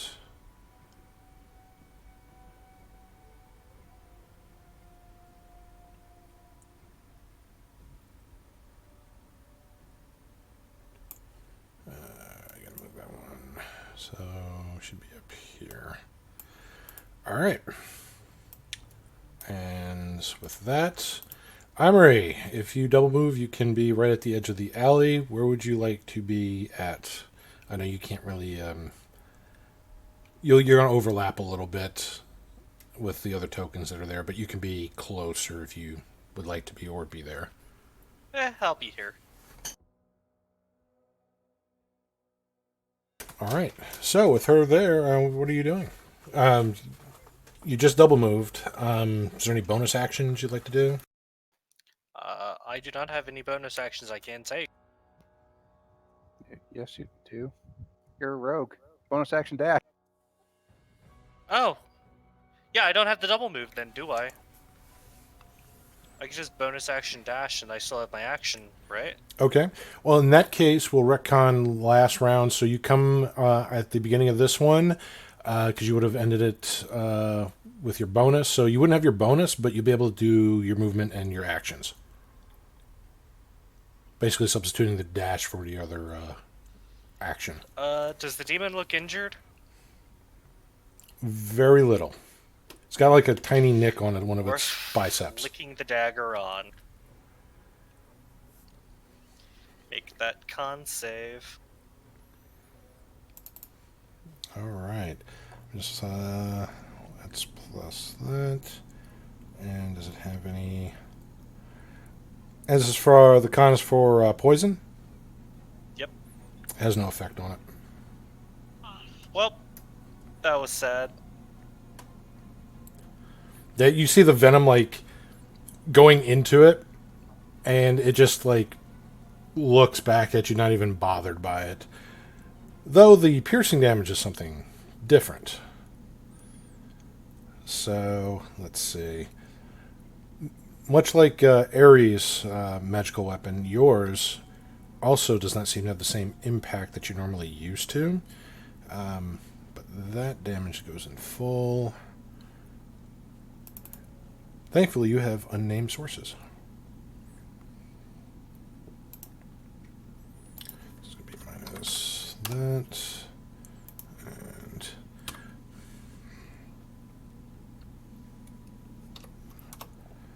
all right. So, while it's not taking the full brunt of your attacks that usually kill most things, it is still has a lot of fight left into it as it's bleeding. It's kind of light green, very thick blood on your blade. It's kind of like a creamy lime colored. Alright then. Well, after shivving it in the back, seeing that it's still alive, that is the end of my... All right. So, he's going to be on that one. All right, and Ari, you see those little bastards starting to fly off further. Leaving over that house. Flying over the busy streets. Oh, you guys got this. I'm going to keep going.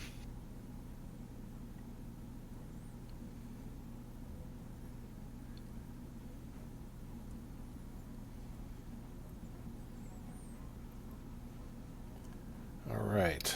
Let's see. Still going, leaving the alleyway with that. Still shouting. Lodia. Okay, I'm going for this guy right here. The one in front.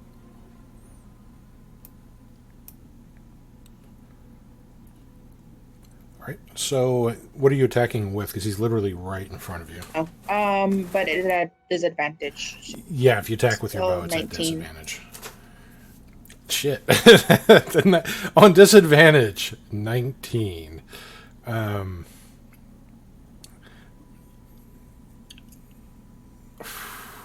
God. Dropping those 29s, but hitting it with each of those shots.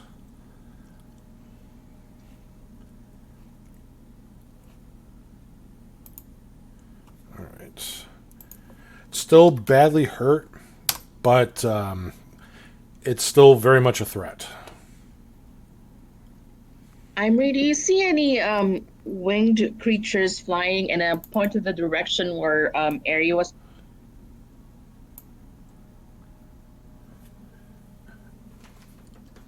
Amory, you do not Uh. see anything in the air.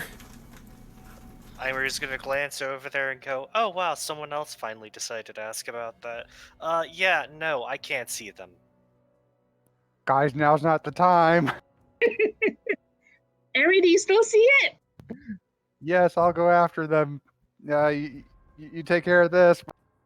Okay, but that ends my. All right. Let's see. With that, this one is going to go. The other gent who goes on the same turn. Okay.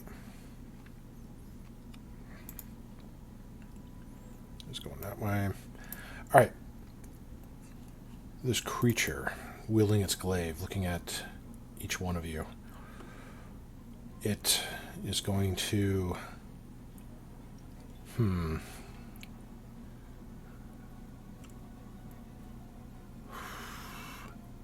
It is going to focus on Imri.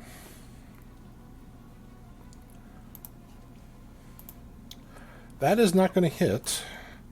Wow, this thing cannot roll higher than a 4 this turn. Okay, well then. That's going to end its turn. Oh, man. Y'all are so fucking lucky this thing is rolling low. The pain that you're avoiding is legendary. All right, that ends its turn. Ari. Ari's looking more and more frustrated. I don't have time for this. And she's going to take a swing. 17's going to hit, but it will... We'll burn a second level spell to smite it. Now this is the fiend, right?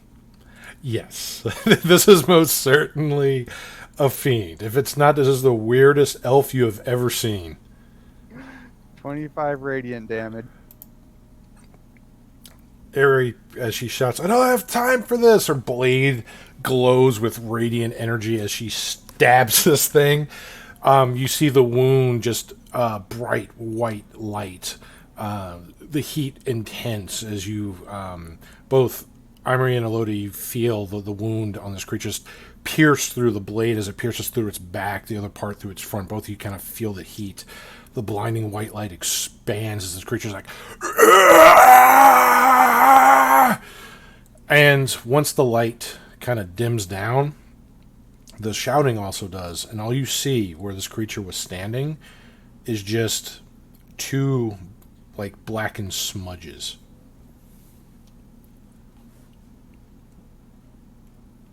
Oh, that was effective.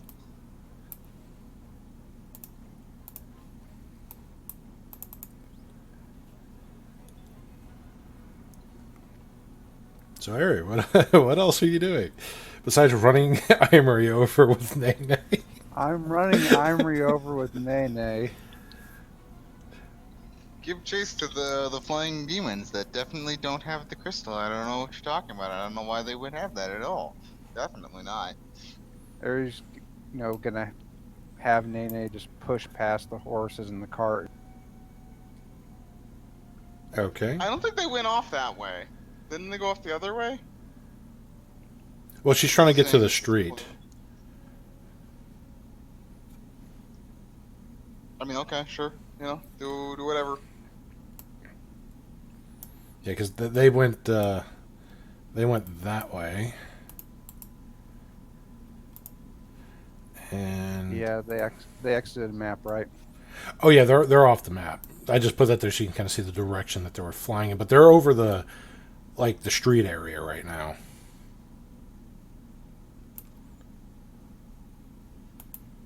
Just jump on the horses on the cart and catch up. You mean the dead horses that are on the cart? Remember, Elodia killed both those horses. I know.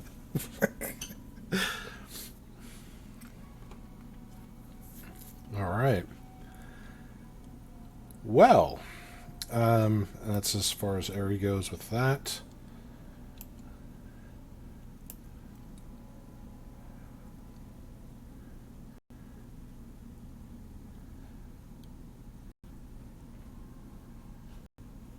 All right.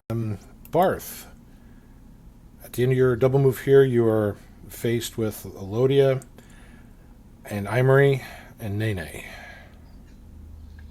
Well, I assume Nene's with me. Oh, you just didn't drag him over there. Okay. I can't move Nene. What? Why can't you move Nene? That is a huge problem. We need to fix that. Oh, okay.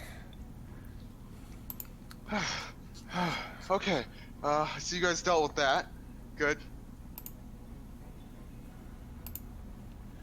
Because he was still tagged as a warhorse, that's why you couldn't move him. You should be able to move him now.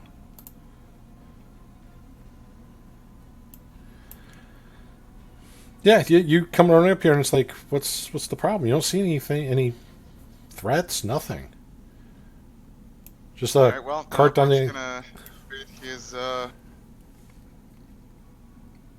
his second wind.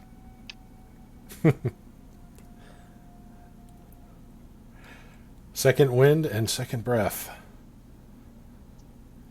So he gets 5, 6, 8 HP back. Cool.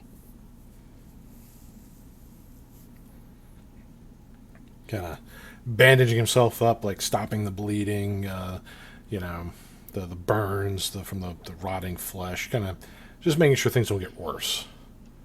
Alright, that's his turn. Okay. Applying Good. that drawing Okay, salve. we did it. All right. I did it. Parth did everything. All right, so Imri. I see you are embracing Newt's philosophies. That was a low blow.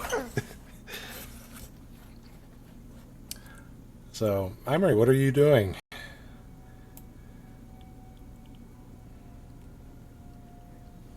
I guess I'm gonna approach the cart to investigate it. Okay.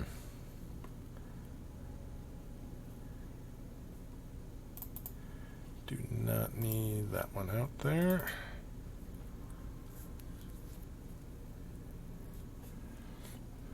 So, are we still going by turn order? For the moment, yes. Alright then. Then that's my turn. All right. Let's see. That Elodia. I'm going to do the same thing. Go towards the and that's I'm gonna double move, so that's all my move.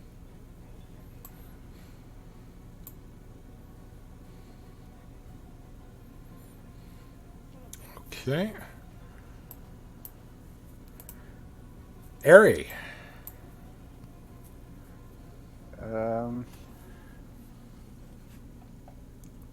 Ari's gonna look back. She's going to point towards where she saw the little flying bug.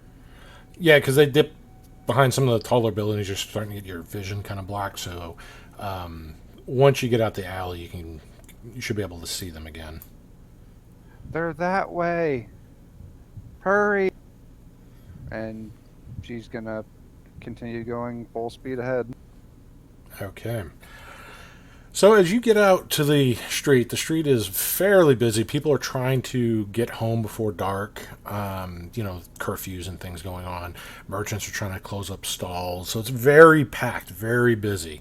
Nene's like bumping into people. It's almost like, you know, Mardi Gras parade or, you know, one of the big Brazilian parades that you'd see. Like the streets are just packed and your horse is thankfully helping part some of the way.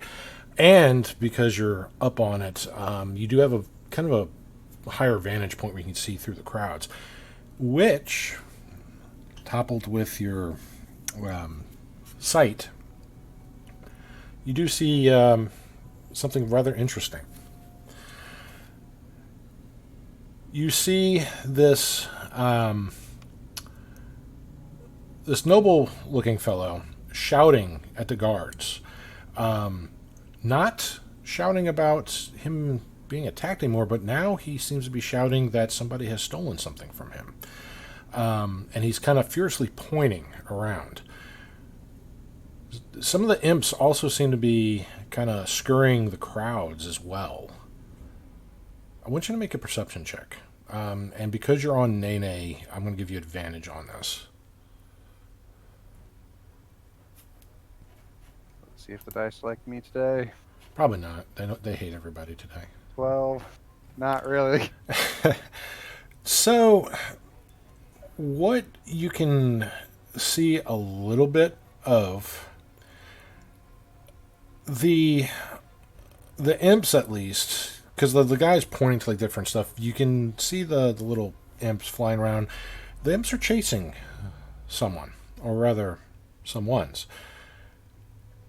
There appear to be little children that are scurrying and running to and fro, handing things off to other children when some of the imps get close, and they're running to some of the back alleys and in between, like the under certain merchant carts where it's really difficult for like the noblemen and guards to get to, and the imps are trying to get to them, but because other people can't see them, other people are walking into them and bumping them, making it hard for them to chase after these young street urchins.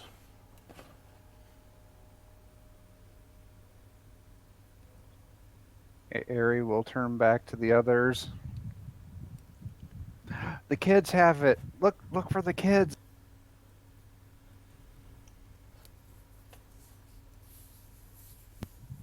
And then she will join in as discreetly as she can, because this obviously is making a scene. Oh, yeah.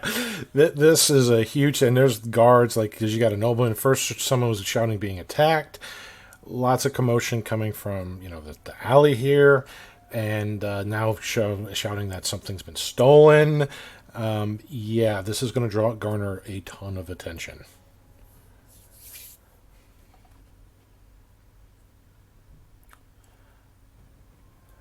All right, let's go to Barth.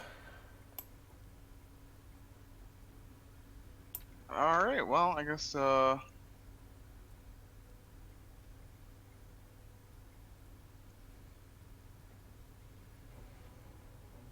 he's gonna double move up here as well. The rest of the group going to investigate the carriage, see if there's anything. All right.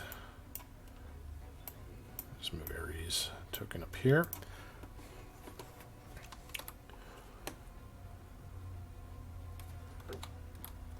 So, yeah, moving towards the cart here, Emery.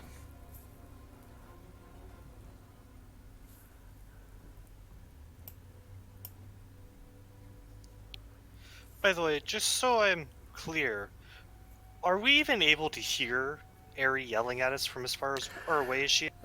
Not a chance. Not with all the commotion going on, and you're starting to hear the faint sounds of the guards' alert whistles trying to call more city guard. Yeah, I'm gonna be real with you, Chief. That's in your hands because we don't know what's going on. Good luck. I'm gonna check out the cart to see if there's any information in it that we can. All right. Well, let's see. Make an investigation check from where you're at right here. Checking the outside. So, the cart itself, it does look to be a very, very expensive cart. Definitely something that a lord or a noble would have. Pretty much untouched, other than the two dead horses. Looking on it, it doesn't look like it was packed very heavily in the back, so it's not like it was going to like leave the city or anything like that. If anything, it probably would have taken somebody back to a manor or another spot locally in the city.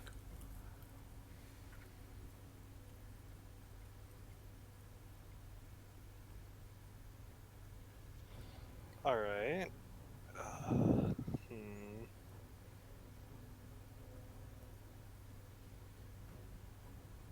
Hey, you two, got any ideas? I don't know. Is the I don't know. Doesn't really seem, you know.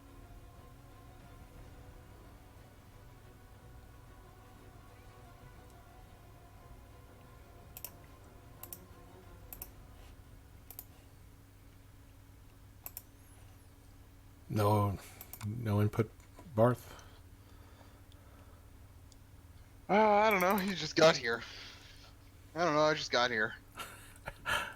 Your guess is as good as his. Where did the noble went to? Like, He went to the Is he- crowded street first, shouting that he was being attacked. And after that, you don't know what he was, you don't know that he's been shouting something else. Ari knows that he's shouting, basically, thief, I've been stolen from. And the guards are coming in mass down the crowded streets. If it's not in the cart, we should. If nothing's in the cart, we should probably make haste and not be here anymore. Yeah, let's go. okay, we're going. Hopefully, Aries have better luck. Aries. All right. Ari. Well, my friends definitely heard me yelling for them. Yes, totally heard you over the shouting and the crowds and the commotion. Definitely heard. Now, Ari, are you trying to keep an eye on the urchins? Yeah, she's gonna join the pursuit and try to intercept. Which can I Well- even get my horse through the crowded streets? No, but Can you stay behind, find my friend? well, if you're trying to keep track of them, I'm going to need you to make some perception checks. Because you're watching them right now from a good vantage point where you can see where they're ducking and going and where they're, it's like watching a 3-shell game, You're seeing which cup has the prize in it and where that cup's moving. Then I shall stay on my horse. This is not the first time these kids have probably stolen something in this manner, and they are pretty damn slick moving through these crowds. It's like that scene from Scorpion King where they stole the gem from the rock and they're running around, passing through each other, going through like little hideaways. It's like that scene. Well, fortunately, Aries good at games. 21. Okay, so I need to make 2 more checks. 22. All right. Oh, they slipped away at the last moment. It's all right. That's just one fail. This is a little skill challenge here. Go ahead and make another check. 16. All right, and make 1 more check for me. 13. Okay, 1 more. 21. To say if you They're really failed, good. if you failed 1 more time, that would have been you would have lost them. So I changed my I changed my door-to-door number 3. Do I win the? well, it was for each of the checks there, it was DC 17. So anyway, you see where they're going, and you see that the kids, like as they keep losing the people, and the nobles are trying to point, and you see him getting kind of frustrated, like he's losing track of the kids. The guards are kind of moving people out the way. You saw where the kids kind of last moved to, and they all kind of move by the same point. The point that you see is there's an iron grate on the street that isn't quite closed properly. And all the kids, you lost sight of them when they went into that area. So one by one, they're moving around, and then when they get to that area, you kind of lose sight of them for a second, and you see the other 2, and then another one gets by that area, and you lose sight of them until the last one goes, and then you kind of stare at that area a bit, and in between the people moving to and fro, you spot the iron grate that's slightly, not ajar, but you can just see it's not latched properly.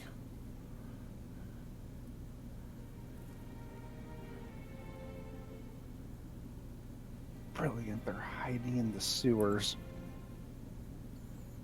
Hey, guys. Guys. Guys, do you hear something? Sounds- Guys, do you hear something? It sounds like an Aerie trying to yell at us from like 4 blocks away over a crowded street. With whistles blowing from the guards running past Aerie and telling people to clear the streets. Aerie will ride back. I thought I was closer than I was, apparently. No.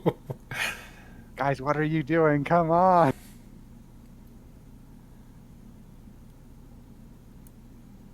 What? Come on. I found it. There's a bunch of little kids, and they stole it, and they're hiding underground. And the guard is everywhere.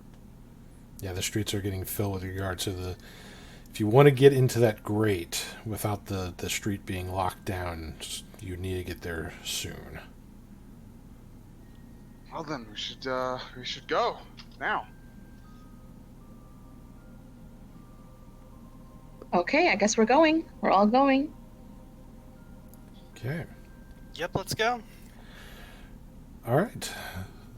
So, let's do a group stealth here. So, those with better stealth, if you want to assist those with not so great stealth, you would roll disadvantage, and the person with the that needs the help can roll with advantage. I can cast Pass Without Trace, right? Most certainly can. I'll help you, Aerie. And Barth is going to give himself guidance.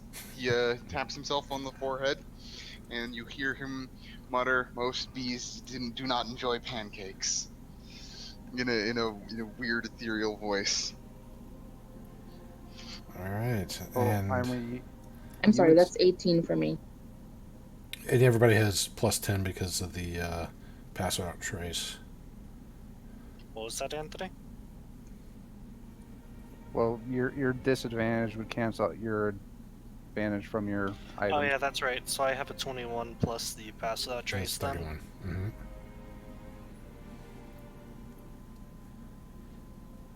All right. So, making your way through the streets, using the aid of magic to help conceal your movements, you manage to get to the iron grate that the street urchins were using to escape the authorities. As you open the grate and just kind of slide in as quietly as possible, you all land with a little splash in kind of mid-shin level height sewer water that has been brewing in here for quite a bit. It's quite a pungent smell. But you could hear the sounds of distant movement splashing through the water with a very faint giggle of children. Nene, I want you to stay up on the street. And now we've had this problem before in the past. If all the guards are here, let me know. Oh, see all the people in that type of armor? Let me know. Nay. Nene, when did you learn Japanese? Clever girl. That was good. That was amazing. Oh shit. Okay. So that's where we're going to stop it for today. Now, Boggle and Cindy will not be with you at the start of next session. Okay. So they're going to be introduced during the session. But they're not in the sewers right now. Only you four are in the sewers. So, well, that was a interesting session. You guys did power through a bunch of different encounters. So that was actually pretty amazing. But that is going to be it for today. For those who stopped by, thank you. For those watching, thank you as well. We'll be playing next Saturday, continuing the adventures and seeing what happens and who ends up with Murdering children. probably Elodia, but that's besides the point. We'll see what happens when you get that Gem of the Oracle. So, till then, have fun, everybody.